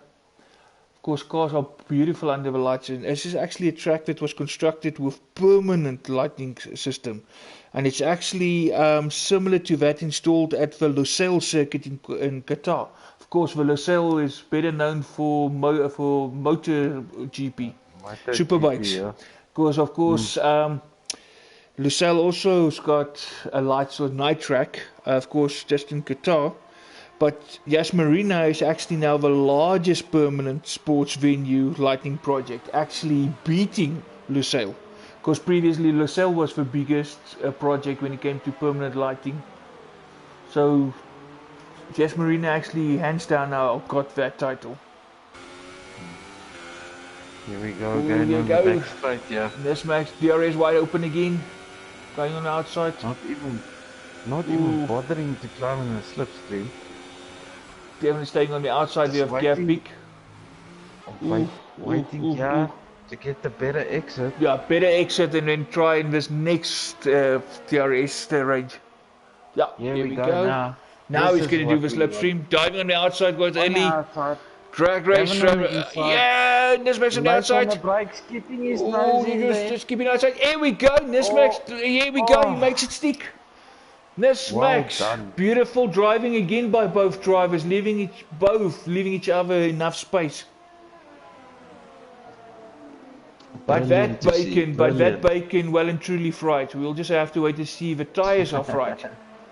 You'll be back. No, definitely, Yvette, I agree. That bacon was more than just smoking. But those tires were also smoking there. But that Ferrari was smoking hot. Nice, patient build-up by Nismax. Nothing stupid or silly, just trying to get the best opportunity to dive on the inside.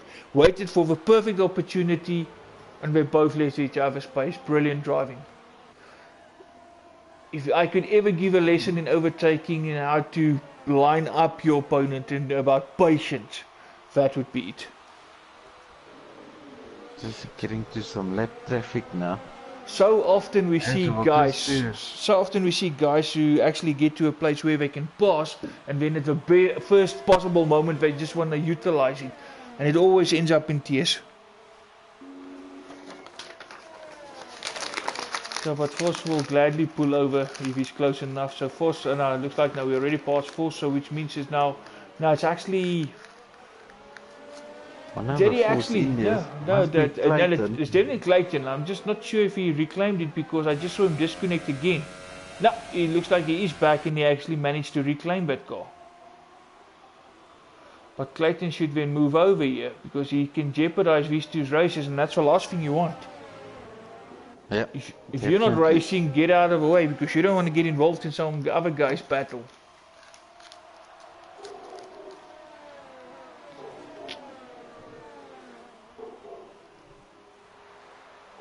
Ooh, that can actually end up in a penalty for him as well.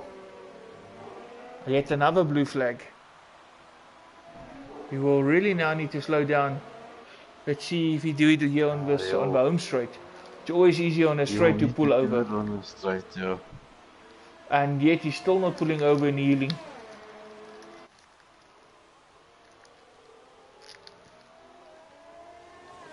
I'm not sure if Clayton is too familiar with the blue flag rule. Yeah, that's with the new guys. You don't know how much. Ooh, gap pick with another 3-second time penalty. That's pretty much like 6 seconds now. Take that 6 with 1 second. That's like well, 2 seconds now. That's already 8 seconds that Nismak's got. So all Nismak need to do, just drive calmly, keep it clean, no unnecessary time penalties, and that will actually add in his favor. I haven't seen any time penalties from him as yet. It's only Gav Peak now, but Gav Peak quite quiet with time penalties. Only 2 now. But of course, 2 is enough for you to lose this race.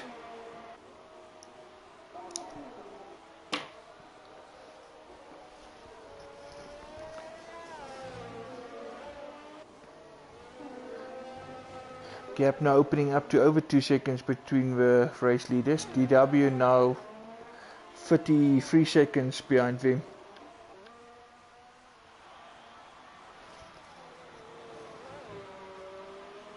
No real battles happening at the moment other than at the front. Indeed. But of course, if that gap opens up, that also brings that battle to a close, at least for now.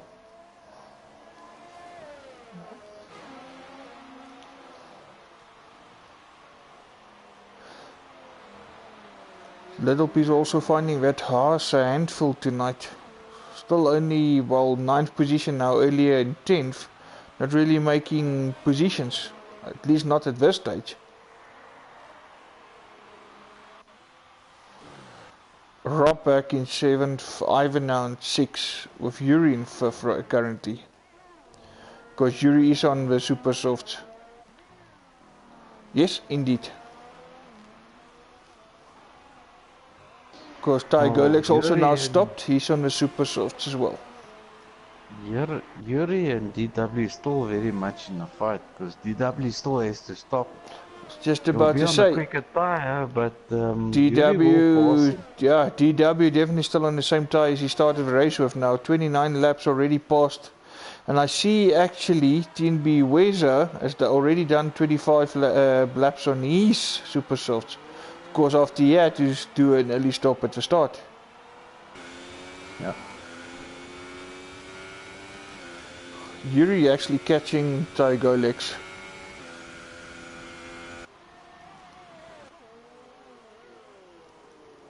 The gap Big Nismak's gap is now 2.7 seconds.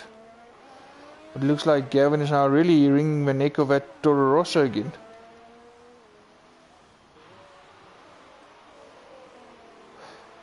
Of course, for one thing that you need to make the decision, you're either going to go slower and save your tires, or you're going to really push it and try to make time. But of course your tires going to drop off much quicker.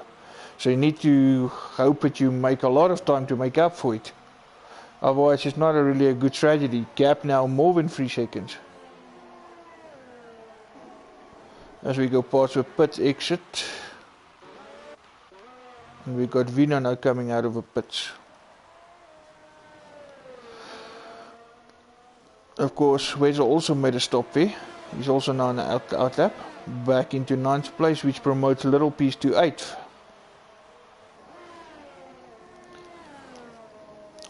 Currently on lap 31 of 55. Funny, it almost seems like tonight's race is going a bit quicker than last week. It's because I'm here, you are. It's because I'm here. But you did join me last week as well. But okay, yeah, maybe a little bit later. Always nice to have a second voice in the comms box, and of course, if you have people there posting some comments, sharing in the conversation. Of course, just to all of you watching, just a reminder, please feel free to share your comments, join in the conversation. Of course, Tier 2 is also being streamed from tonight, so you can actually alternate between the two streams and see how it goes in the different tiers. Which is excellent, by the way. I must mention, so proud of having a second tier in the first place and having it streamed, and it's just fantastic. I mean, second race of the season we had a second tier, fifth race of the season, and it's being streamed at the same time. Wow. Yeah, things are going quick. And if I look at both tiers tonight, it's pretty much, well, they just short of 15. Tonight we actually had 15 starters in tier 1, so it's pretty much half, well, actually more than half of grid in both. So with this rate, we might actually be thinking tier 3 soon. And it's actually in mere weeks. It's mere weeks that we actually expanded this week. Because when we started, it was always just going to be tier 1, and all of a sudden, boom. But it shows you again, there's a lot more people, there's a lot more guys out there. And girls also for that matter, that actually love F1, just like us. And as I mentioned earlier, that's ultimately what brought us all together, our love for F1. We got DW in the pits now. Finally getting rid of those super softs. But yeah, that's actually 6th position for now. Yeah, no, definitely 6th. From last place at the start, that's still brilliant. He actually gained by running that much later. Of course, if he can now push on these ultra softs and make some time, he can actually gain more positions. Yeah. And if he keeps it clean, and of course, bringing word, you know, it all depends what happens in the front. He's actually podium potential. Yeah, and he's done it before, running long and of course keeping clean, playing the long game. You know, it's all about consistency. Yes, it's nice to win a race or two, but it's always about consistency. And Gavpig now actually made a pit stop as well, and he's out on the super softs. So he's obviously, yeah. So he's up right till the finish. I mean, he's trying to undercut Dirk a little bit in this early phase. 22, 23 laps to go. That that will be. And if you look at the amount of what Wes did, what DW did on the super soft now, Gav is pretty much done. He don't need to stop again.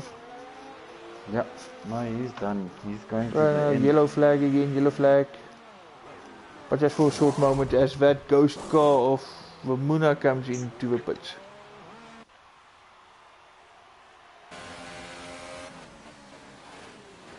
Ooh, this is a bit silly. Clayton looks like he's challenging Nismax. And he actually pushed, and Nismax actually now ran wide with it, and now Nismax picks up a 3-second time penalty. Gav with 6, Nismax with 3. Well, one more and it's 6-6, and that basically cancels out the time penalties that Gav be Gav.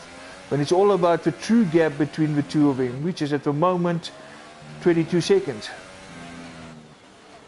But I'm not sure why a back marker would want to challenge your leader of your race. Yeah. I mean, you're already disconnected more than once. You're right at the back. You can't really make anything. Just let the leader get away. Yeah, it's an inexperience showing. There's no need to go and jeopardize the guy in front's race.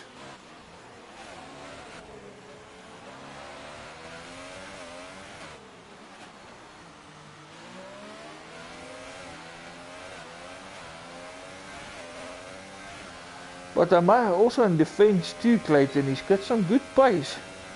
Ooh, a little piece now, but that's a DNF. That is definitely a crash. That's not just a disconnect. That's a DNF. So that will promote Clayton ultimately to 11th position. I see Force now running in the points, currently in 9th position. Still trying to fly that Mercedes flag. Of course, while his teammate is here in the comms box. Yeah.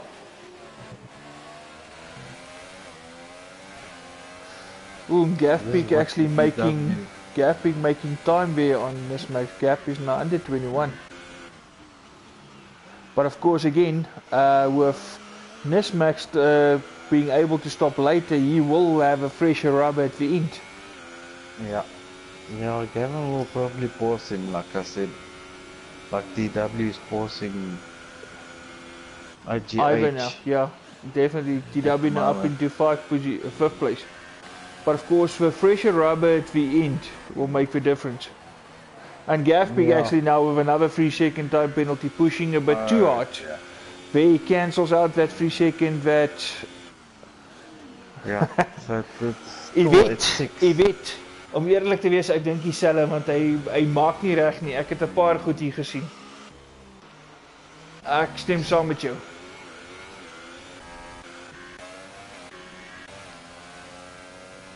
Yvette obviously just shared a comment as well, so they also would have seen what I saw.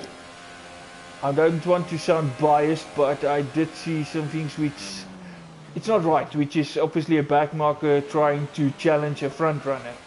There's no need to trying to show yourself just and try to, you know, mess up another guy's race. Rather just let him be. Yeah. Let him go off on their own way. So find your own battle elsewhere where it matters. It's pure inexperience. Which is unfortunate, but you have to start somewhere and start learning. Oh, so. And where that Force India is actually ghosting again. And then he's right with the Ferrari again. Looks like when he reclaims a car. And again he sends the Ferrari wide. Out. Yes. Out. No. There was contact with this Toro Rosso, with this Force India. But Force India was ghosting and then he was not ghosting. Ghosting and then not ghosting. And next move actually Nismax went white. Oh dear. Oh, and Gafpik with another time penalty for speeding under the virtual safety car. But as it happens, all of a sudden, the Force India coming in for a pit stop. Why didn't he just pit soon and got out of the way of the Nismax? Yeah, there will be some questions asked after this race. There will be some questions asked after, definitely. Some footage being sent to the stewards for good old Charlie to have a look at. But yeah, it doesn't look flush. Hey. Which is my biggest fear, entering some new guys into the race. And the thing is, why Racer is inexperienced. I've known him personally for a long time.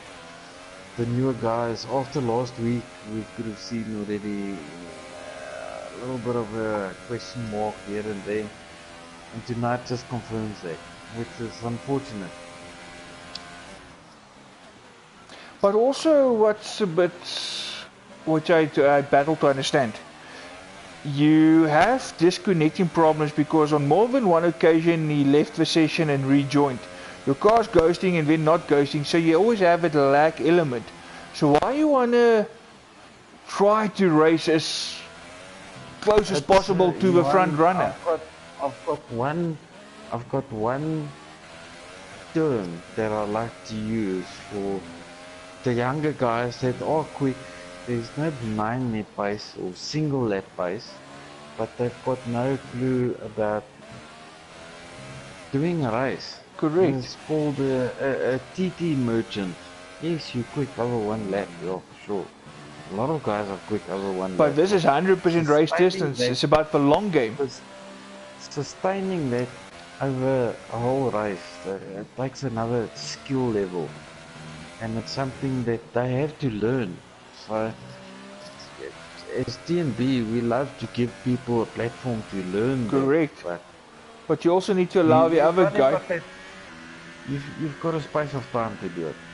You need to bear in mind, you're obviously going to get blue flags.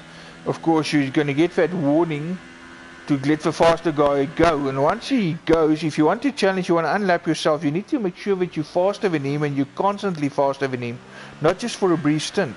And of course, one thing with doing the electronic format, you also need to bear in mind internet connection. And if you know your car's lagging, I mean in this case you already know you disconnected more than once, make sure that you all back a little bit, so should there be a lag spike, that lag doesn't cause the guy in front of you to crash out. And that's known to happen. We actually had a lag spike last week where DW retired, where there was absolutely no contact between them. It was all about the lag. That's unfortunate. But yeah, but let's hope we can just hope they learn from this and take it forward. In the lap car, like you say, trying to show the guy that he's quicker than the leader, you know, that stuff doesn't matter. Get your head on screwed straight and, you know, focus on the race. Correct. It's not. But yeah, everybody wants to show himself, and yes, and everybody will have the opportunity, but you also need to keep everyone else also in mind. Yeah. But yeah, on a lighter note, I won't be surprised if the peak actually paid the man there, man. Because at the end of the day, I did ask earlier, can anyone stop the peak? And the peak would have obviously realized that Ferrari was actually on a charge. And he would have actually got scared with a Ferrari space. So you know what? Maybe the peak had a backup plan. You never know. The pig is right behind the Force India at the moment, trying to lap him. The pig might just have the same trouble soon. We don't lose both leaders from this race. That will be sad. This is a telling moment at the moment. So obviously blue flag's going. Let's hope. But I hope. Okay, and where the pig goes on the inside. Yeah. It looks like. I hope. Oh, he actually made contact there with the peak. There was actually touching of wheels. Oh, it almost looked like he's changing on the inside. No need to challenge. This guy's really challenging with the leaders. You don't need to do this. No. And if he loses braking, he almost ran in the back of Gav Peak. And then again, now Gav Peak have to brake late and go wide to avoid contact. No. Not good. Not good. All I can say, being part owner of this league, what I'm seeing now, it's... Hey, no ways.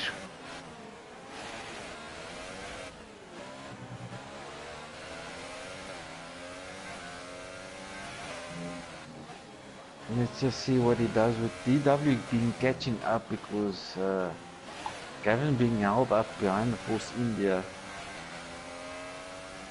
We've got DW catching now, the Force India of Clayton. Let's see. Obviously being lapped. Let's see if he lets him through or not. I mean, you would have learned from the first car, for first leader. Now you got a second. I mean, talk about bad luck for Nismax. I mean, that could have been a Canada win for him, because Canada also got taken out by back markers. Yeah, this is one of the first races the poor man get his front wing and had a clean race. Yes, no funny business after turn 1. Clean race, good clean battle, just for a back marker again. To be in the shout for the victory and being a little bit shunted off like that. Looks like Faith has got I think Faith has given him a curveball. The only way he's avoiding front wing damage is if he keeps it clean but trip over back marker. The only way he avoids action with a back marker is if he has front wing damage early and pit early. Guys, I know how it feels. Everybody tried to make a name for himself.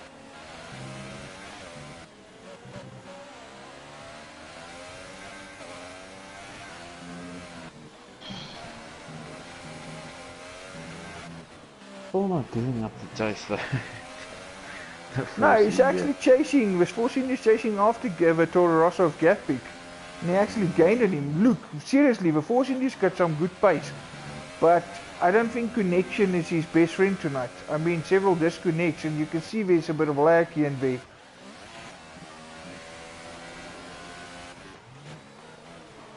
Ooh, and as I said, you can see how this car's lagging. And the problem is if you're so close to a car in front of you, when that lag spike hits, you have no control over it. And force now... I've got this feeling that this is a little bit more personal. And force letting Clayton actually go to unlap himself.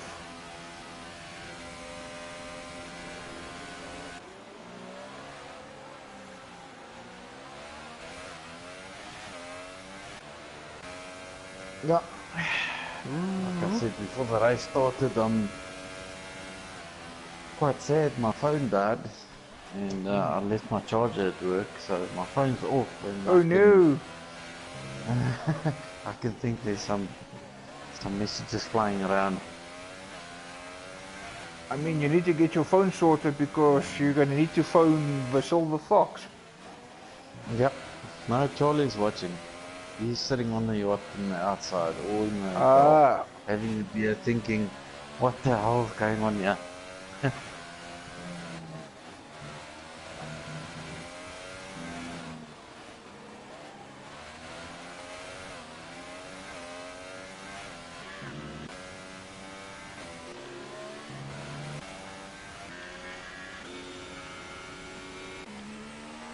Robner in 6th, Ivan still in 5th, DW 4th, Yuri in 3rd. Of course, DW only a second, just over a second behind Yuri now.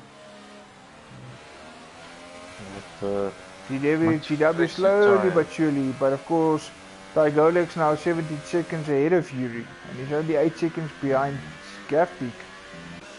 Oh, big up to Tygolex.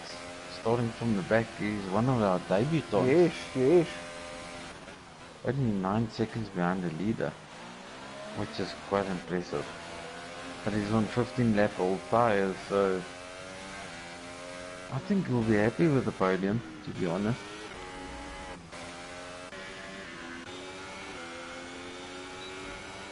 And Tygolex now coming to lap Pino. No, okay, not too much resistance there from Vino, and Tygolex is through. Yeah, well, that just shows you the difference in experience. Right there, you know, just getting off the racing line, slowing down, and letting DW now. Oh, and we got a yellow flag. Yellow flag. No, it's clear. Force now coming past that ghosting McLaren of Muna.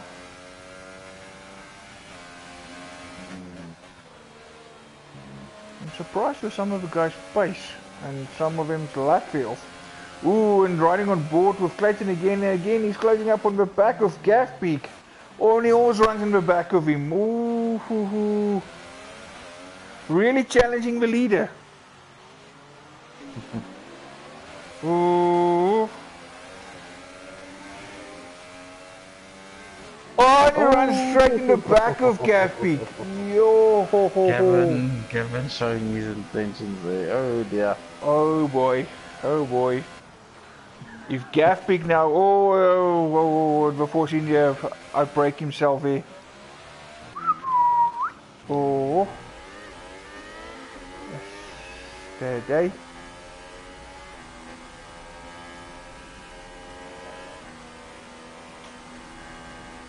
If Gaffpeak retires with some contact with V, ooh, this is not going to be a good after race.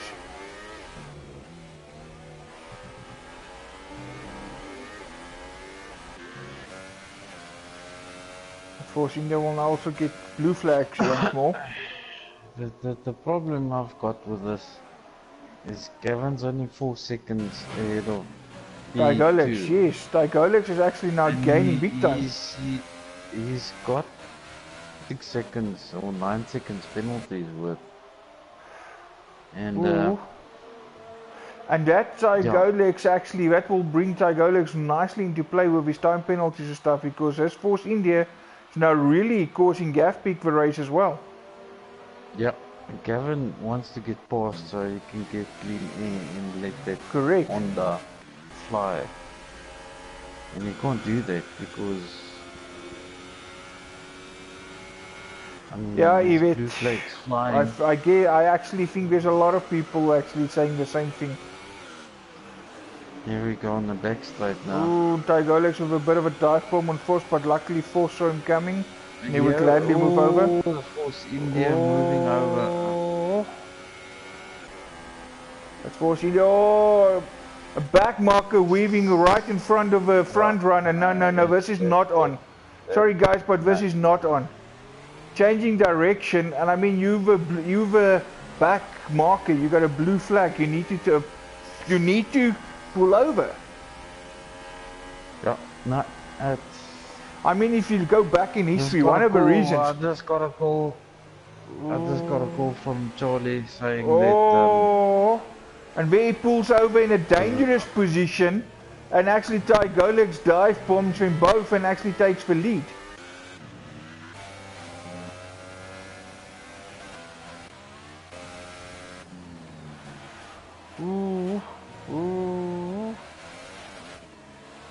And still the Force India is not giving up on that Toro Rosso. Ooh, and Force now with a disconnect. He's lagging big time. And gaff peak pitting.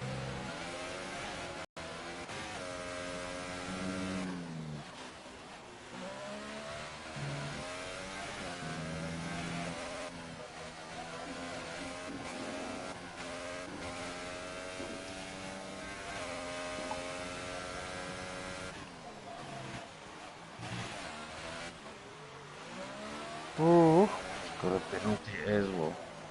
Serving as penalties.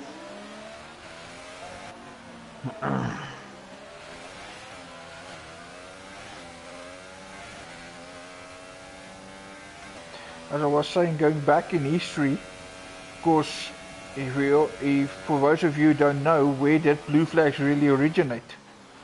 How many people actually remember Andre de Cesaris? Yeah, and Andre de Cesaris. I don't know if you know him, was he? I've heard about him now. De Cesaris had a reputation actually for one of the widest cars. I mean, if he was in front of you, doesn't matter if you were Ayrton Senna. I mean, even if Michael Schumacher was there, just to use an example. So it doesn't matter how fast you were, if you were a front runner coming to lap him. He was in front of you. If you can't pass him, you're not going to get past him. You're going to have to outsmart him, because you were never ever going to pull over for you. And of course, back then there was nothing like blue flags, so you had to try to get past this slower car. Of course, you always ran the risk of, your whole race being jeopardized or actually having to retire. Of course, now following things like that, that's where blue flags actually ultimately made its way into the sport, to actually give those front runners a better run, to help them get past these slower cars quite quicker, and of course not to compromise their races too much. So yeah, we can actually say thank you to Andre and the likes for having blue flags today.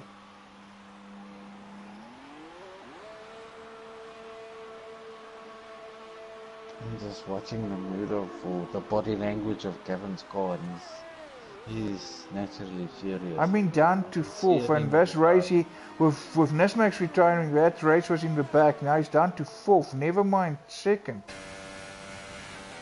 No, he's got a chance of getting back to second position at least, but yeah, what happened tonight is not. No, this is not what you want to see. It's not racing. And guys, it's not that I want to. I don't want to be biased or anything. I don't want to sound biased, but as a back marker, you seriously need to take in consideration the faster car. It's no point in getting involved in a battle. No, it's a principle of respect, and there was no respect given. Correct. Shown, for both leaders. That will not be tolerated. Gaffpick now into third, chasing after DW. If Charlie gets rid of Clayton, to be honest, I won't be surprised. We'll see in the next coming couple of days. Charlie's, Yeah, because Charlie will he's obviously. serious. Because He's serious. with incidents like that, Charlie's quite strict on. So I can see Charlie making some recommendations after this race. No, if you wanna be a TT merchant, go be a TT merchant, merchant, somewhere correct. else. No, you don't have time for silly racing methods. Seriously. A lap car. Look, I feel sorry. I feel so sorry much for trouble. Nesmax. We lost Nesmax, and to some extent also Gapik. At least he's still in the race. He can maybe salvage something. But I feel us as commentators and you, the guys out there spectating, watching this, were actually robbed from a proper battle, because that would have been a battle right till the end, and that back marker robbed us all from that battle. Exactly. And that's what you want to watch, those close battles right to the end. And seeing that we have got no real battles elsewhere, that was the only one we were looking forward to. Yeah, it was a race till the finish line. Correct. Even with the penalties considered, it would have been. So that would have been an interesting finish. Yeah, no, least to say, a lot of people was not impressed. Charlie's owning, he's not happy. I can actually see that coming as well. Hier kom groot kak. Ja, ik vind het goed kap, man. Goeie uitgekocht.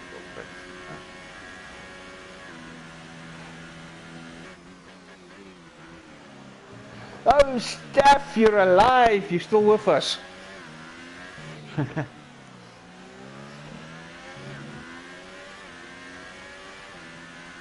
Correct.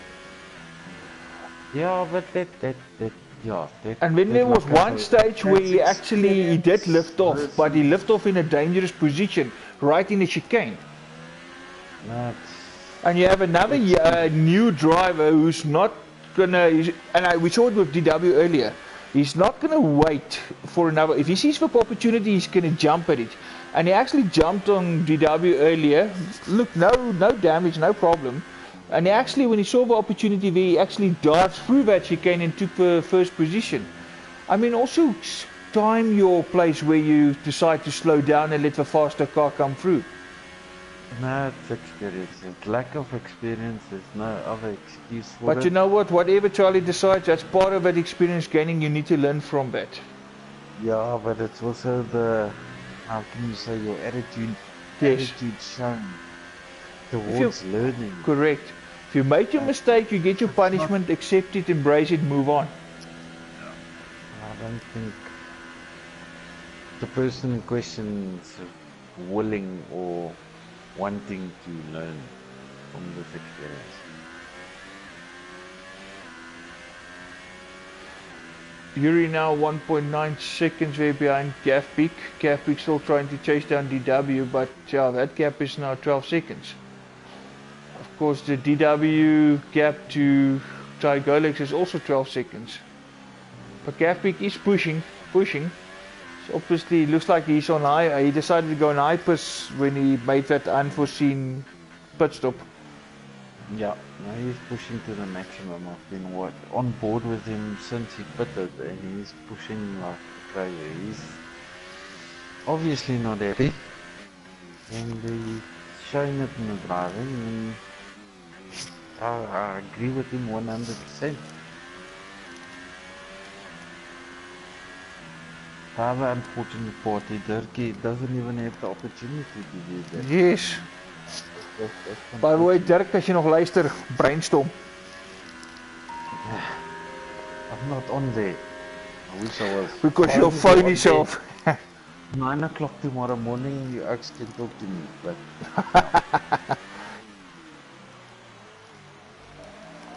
yeah. Well, let's focus on what's good in this race, which is DW as usual. Coming from behind, sitting in PG, 12 seconds behind the leader, which also started from the back.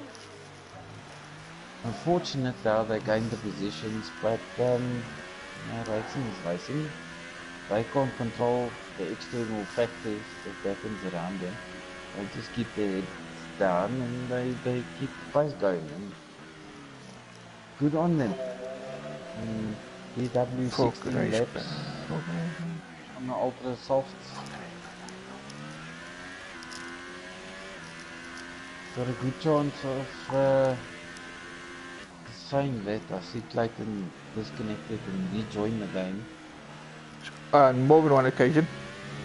Yeah, in 2 laps down, you will probably get in Gavin's way again sometime during Yeah. this race. And I actually started seeing messages coming in. Force is another driver that actually complained about him. We actually missed that. We actually caused Force's race as well. Force is still running, but of course there was a disconnect and stuff as well. So a lot of guys actually now complaining about him. And there again, he'll leave a session. Yeah. How many times do you disconnect, come back, have lag spikes, have incidents with drivers before you realize, but you know what, I must actually make an end to this. What's the point of still being in here? I know you don't want to, I mean, come on, you want to race, you want to enjoy it, but if your connection is not stable enough, think about the other guys. It's a simple case of I raced the race last week in Monaco where I was not by far the quickest, but I knew from accidents and stuff I can gain points. And Clayton's in a points paying position, but that's a matter of respect. Yes, If correct. the faster cars behind you, let them through. Maximize your own race and do that. And, you know. I mean, it's not like we have to go out and race the wheels of a car to show yourself. No, it's all about respect, and tonight, unfortunately, hasn't gained any. By the way, just a change of subject there, I actually got some news in here. Good old Robert Kubica is understood to have a race drive on offer from Williams for the 2019 Formula 1 season, as well as a chance to take a reserve role with Ferrari. Oh. That sounds very interesting. That would be nice to see him back. That is. But I'm surprised that even Ferrari is willing to give him a reserve seat after his long absence. Wow. But I think he will do wonders at Williams. Maybe that's what Williams needs. Someone like a Kubica to get them in the right track again. Well, they've got Russell, which is the F2 driver, or currently winning the championship in the F2, which is a quick young driver, and having the experience of Kubica alongside, not a bad idea. It's not always about the money, and they've opted for the money in the past couple of seasons. Correct. But maybe take a back seat, get the money in, save it up, and take the longer picture, invest towards the future. And now that you have some money to invest, now you get proper drivers which don't pay for their seat, but actually can help you develop that car to the best potential. Exactly. I mean, we're talking about 80s, 90s world champions. To see them like struggling like this. It's never good to see a car that's actually been on top once, a manufacturer that's been on top, all of a sudden battling at the back for the scraps.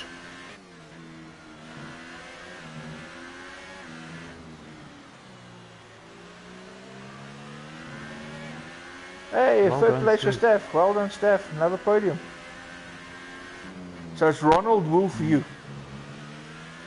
Oh, gap peak, another time penalty, and with Yuri as well. Looking forward to see that stream.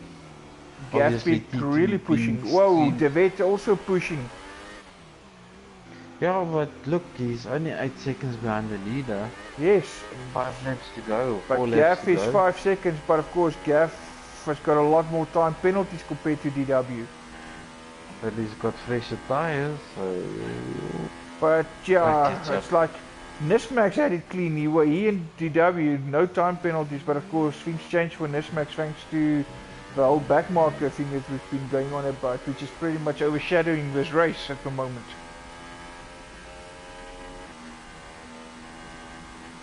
Gap now under 8 seconds between the number 1 and number 2 cars.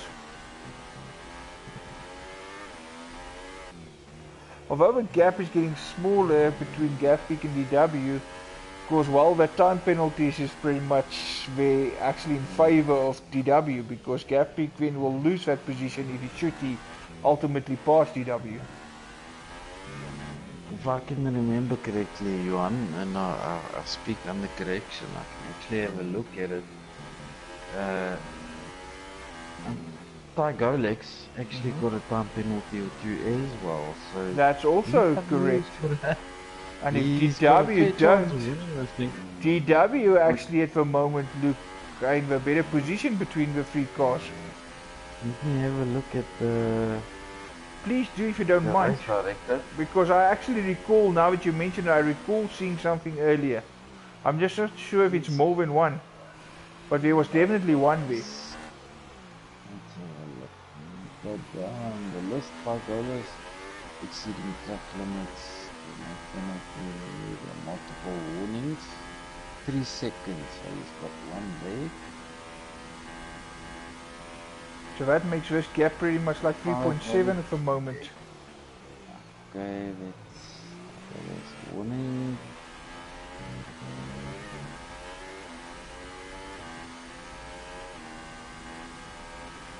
Yellow flag, 62. 3 seconds, so that's 6.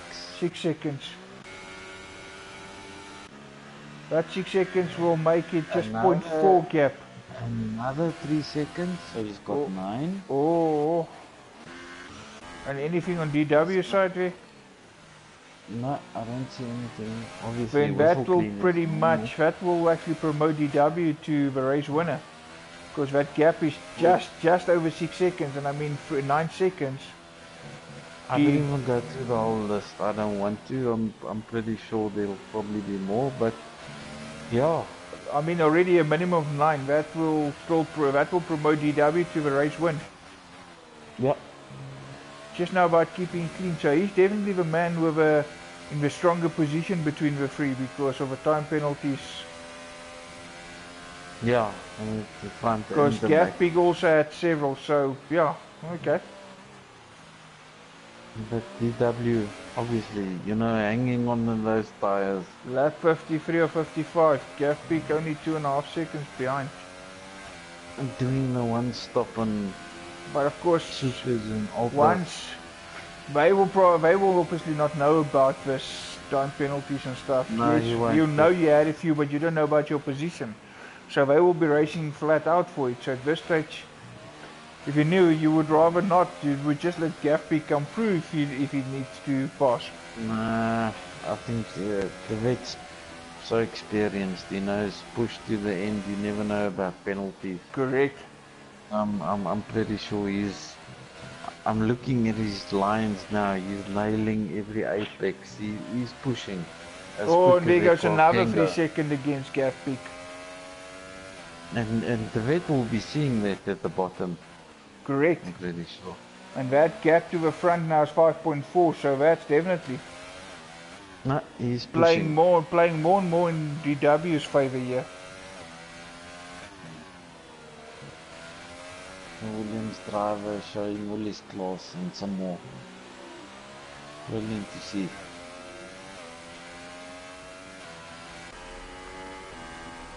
Gafpeak with DW now, obviously we're on the penultimate lap now.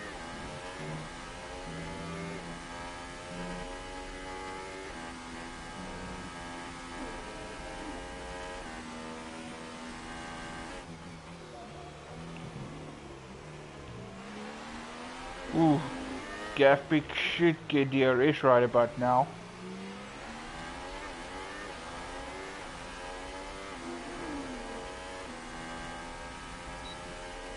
Yep, DRS wide open.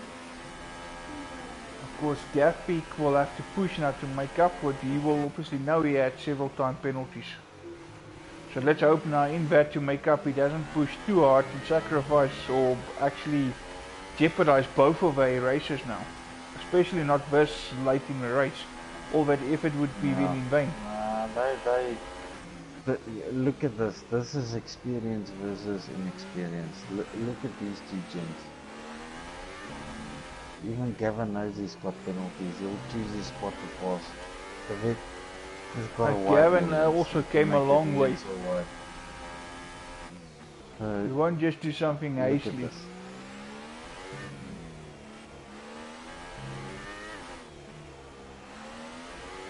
Okay, pass for Ghost McLaren of Muna again.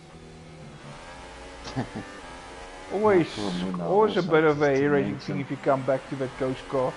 'Cause you never know at last whatever moment that car might be reclaimed. All of a sudden that car comes to life when you're on it. You're trying to go through it and all of a sudden that car becomes solid. Goodbye knows. Right, gap to the front now under 5 seconds. I think me and Muna must be relegated to tier 2. This is the only battle that we have now. Nothing else going on elsewhere on track. Oh, Gaffy going very wide here to turn into this corner. It's the better exit. So you'll be right on Well, that's your S again. the end of this straight. Of course, it's one thing catching DW now to pass him. That's going to be diving inside. Gav really left that really late. He left that peak. A little bit, but even though he missed his braking point, still manages not to collect anybody. He did make contact that could have easily ended in tears. That was a bit too hard for him. All right, on him.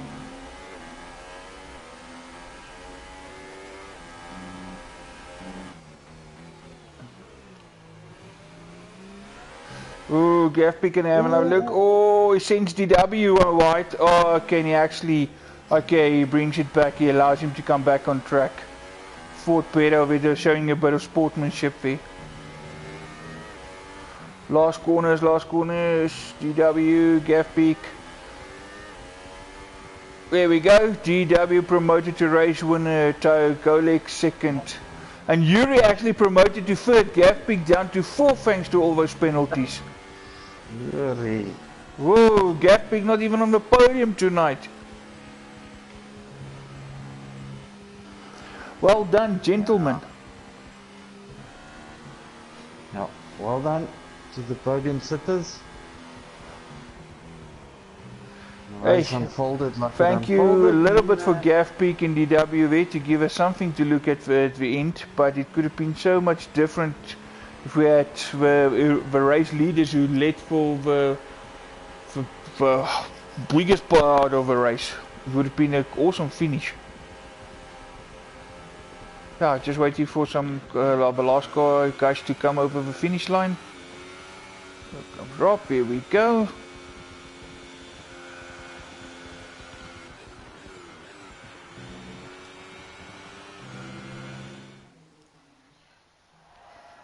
Right, then off we go to the after race celebrations.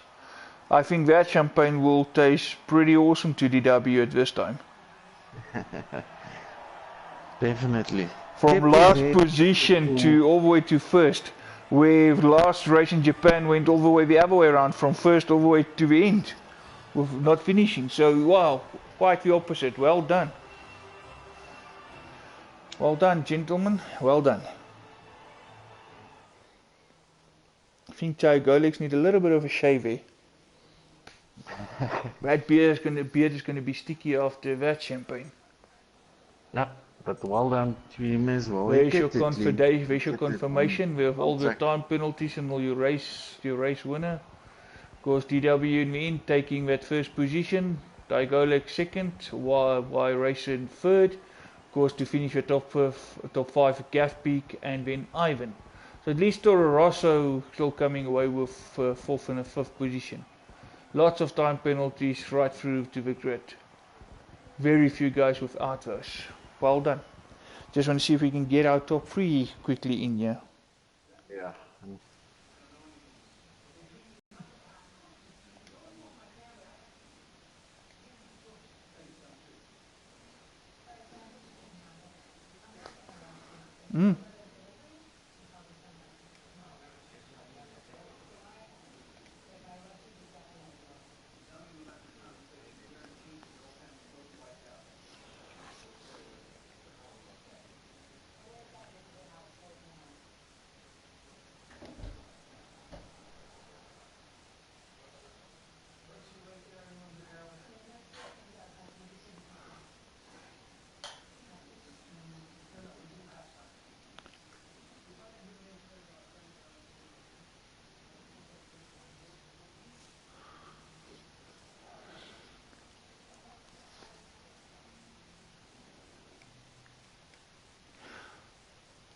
As jy daai twee ook in hier so op die oomblik, wie julle moet op die lig kom klaar.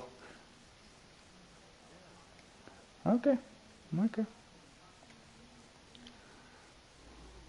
Hi Ty.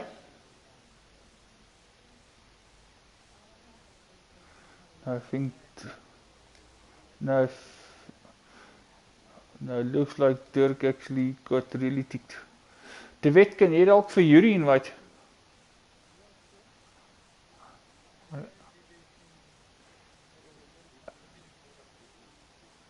You don't want to know half of it, we'll speak about it afterwards.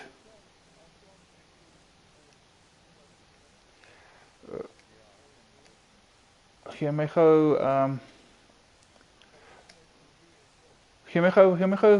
Yuri se PSN.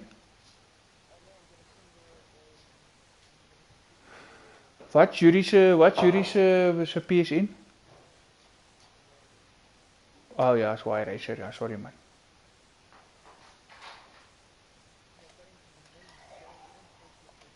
Ja. Jy wil nie die footage sien nie.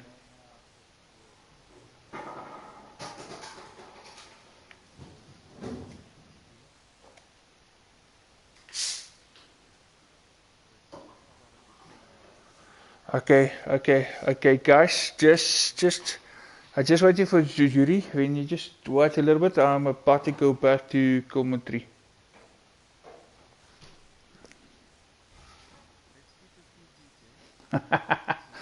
Sal nou bietjie man.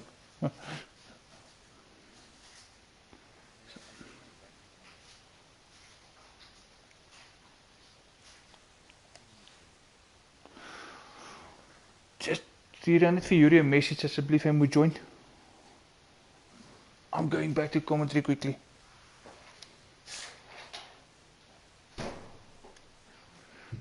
There we go. We're back on here. We got two of our podium sitters here with us.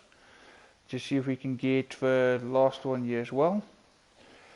DW, gonna start with you. What a race from last position. Race. I mean, Winner. no, I mean from last position. When qualifying one started, retirement. I mean last position. Last week it was the other way around. From pole position, you just went backwards. This week you just kept on going forward and forward, and you just managed to keep it clean. What an awesome race! On a one stop. On a one Yeah, I stop. did it one stop. awesome strategy. Well How done. did that feel? Well, to get the win obviously feels awesome, but I didn't expect that because I didn't catch Thiago early enough. And luckily I saw he got penalties, so that's the only thing that actually gave me the win. But I'm not going to complain, I'll take it. Mentioning on the stream there, being 6 seconds back, gaining a little bit every lap. I told Captain Ice, the vet is experienced, he knows penalties, gets into it, he's pushing hard and he'll get it, and you got it quite comfortably. But obviously you didn't know how many penalties he had. But, In the end, it was quite. I mean, Gav picked Ty and TW, and it was only those time penalties that's going to make the difference. But wow, what a race! No, I think it was luck, to be honest, because I think Nesmax and Gav was on the pace and me starting from the back. I don't think I would have caught them even with penalties. Well, So I'm I going to think it say, was basically lucky, but I'll take it. I'm going to quote a Murray Walker here and going to say, you know, you got to be good to be lucky. And you got to be lucky to be good. It works both ways. You take your chances. you starting at the back, in the back, not getting damaged, keeping the pace up, giving your tires. Most of the oaks in front of you that do stop. You were basically the only one on the one stop. So to get in a position to win on penalties, you have to, get yourself there, and you did that brilliantly. Now, tire management was real, trust me. Wow. But then it brings me straight to second position, Ty. I will also give it to you. Wow. You actually Yeah, really first race, well done. you took your chance. At look at one stage that one pass. Actually, I think it was on DW early on. Looked like a dive bomb, but you kept it clean. You took that chance. Where we had that incident where actually finally we got the back marker later slowing down. You saw that opportunity through the chicane, dived at it and took the race lead from Gaffbeek, and you never looked back. But again, also early on in that first few laps, you were just moving up. You were one of the few cars with pace right through. I mean, how did you string all of us together and just keep calm with all the stuff happening around you and just, I mean, bring it back? Ultimately, well, initially in first place, but with all those penalties. But I mean, give us some comments from your side.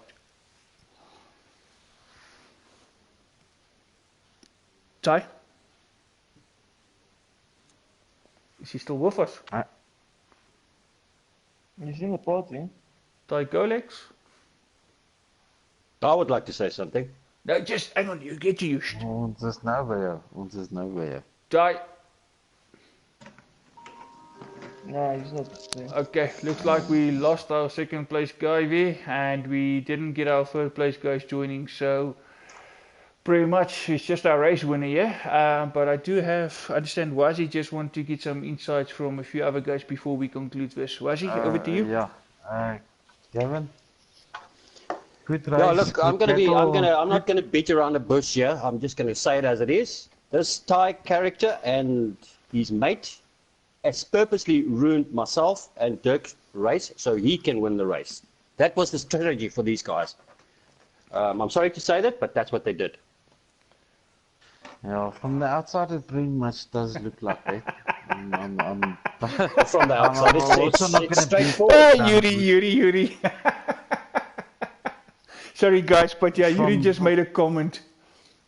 Why he's not making the after race interviews. Atrocious driving from these guys. Atrocious driving. I've never seen anything like this. A guy in 11th position, I'm in first position, and he brake tests me all the way. Yeah. And he did the same with Dirk. Actually, both of you know. And he took Dirk out. Yes. Ja, he did. I saw that. Ek het alles gesien, Gavin. Charlie het dit ook gesien, moenie worry. I do apologize for me being so absolutely livid. I mean, we were absolutely, myself and Dirk was going to end up fighting for the last 10 laps, and then this was going to happen, and this was exactly happening. what we mentioned in the stream. We got robbed of a photo finish. Because it's not just it's you races, us as commentators, and I think everybody viewing the stream, we were all robbed from a close battle between you two because you were fighting from lap 1, and that was the only real battle. And we, for pretty much the last part of the race, we were robbed from that privilege. Yeah, no, exactly. To be honest, the things I've seen from a lap car, not even holding people up, like purposefully weaving in front, brake testing. You're disconnecting. You got issues with your connection, and you still It's like I say, you gain experience by racing and wanting to learn, or you want to be a TT merchant like some people wants to be, and that's not handle it. Weird. When Sorry, things Yuri, get but I personal, did send you one. Sorry, Yuri's actually watching. He didn't get my invite. Sorry, guys, for interrupting. Get him in here. I want to. I'll just see if I can invite him I'm again. give it.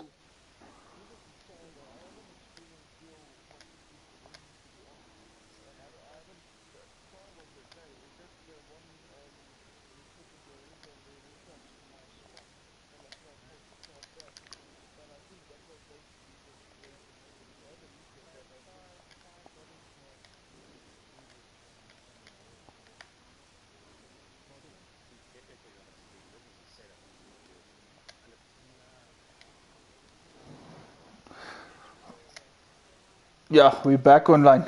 Yeah, we're back online. I just waited. I just see if I can get Yuri in here. Just send him another invite. I mean, this is not what TnB is about, especially Tier 1. Yeah, true. It's about for everybody to have fun, keep it clean, and of course leave each other enough space. Myself and Dirk is fighting for the championship at the moment. We're on the top there, and then this happens. This is really, from our point, I'm extremely upset about the way this guy drove. And I can hear that, and I don't blame you. I don't think anyone else can. As far as I heard, and obviously I was racing and didn't see, but as far as I heard, there was incidents with 3 drivers, as Nismax, Gav, and Force.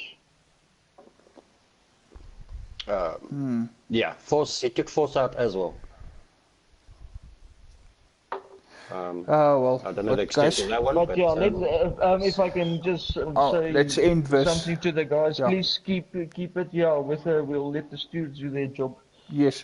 Um, So enough let's to keep the it on. comments. We're all done. We're looking forward to the next race. Let's hope things turn around from here.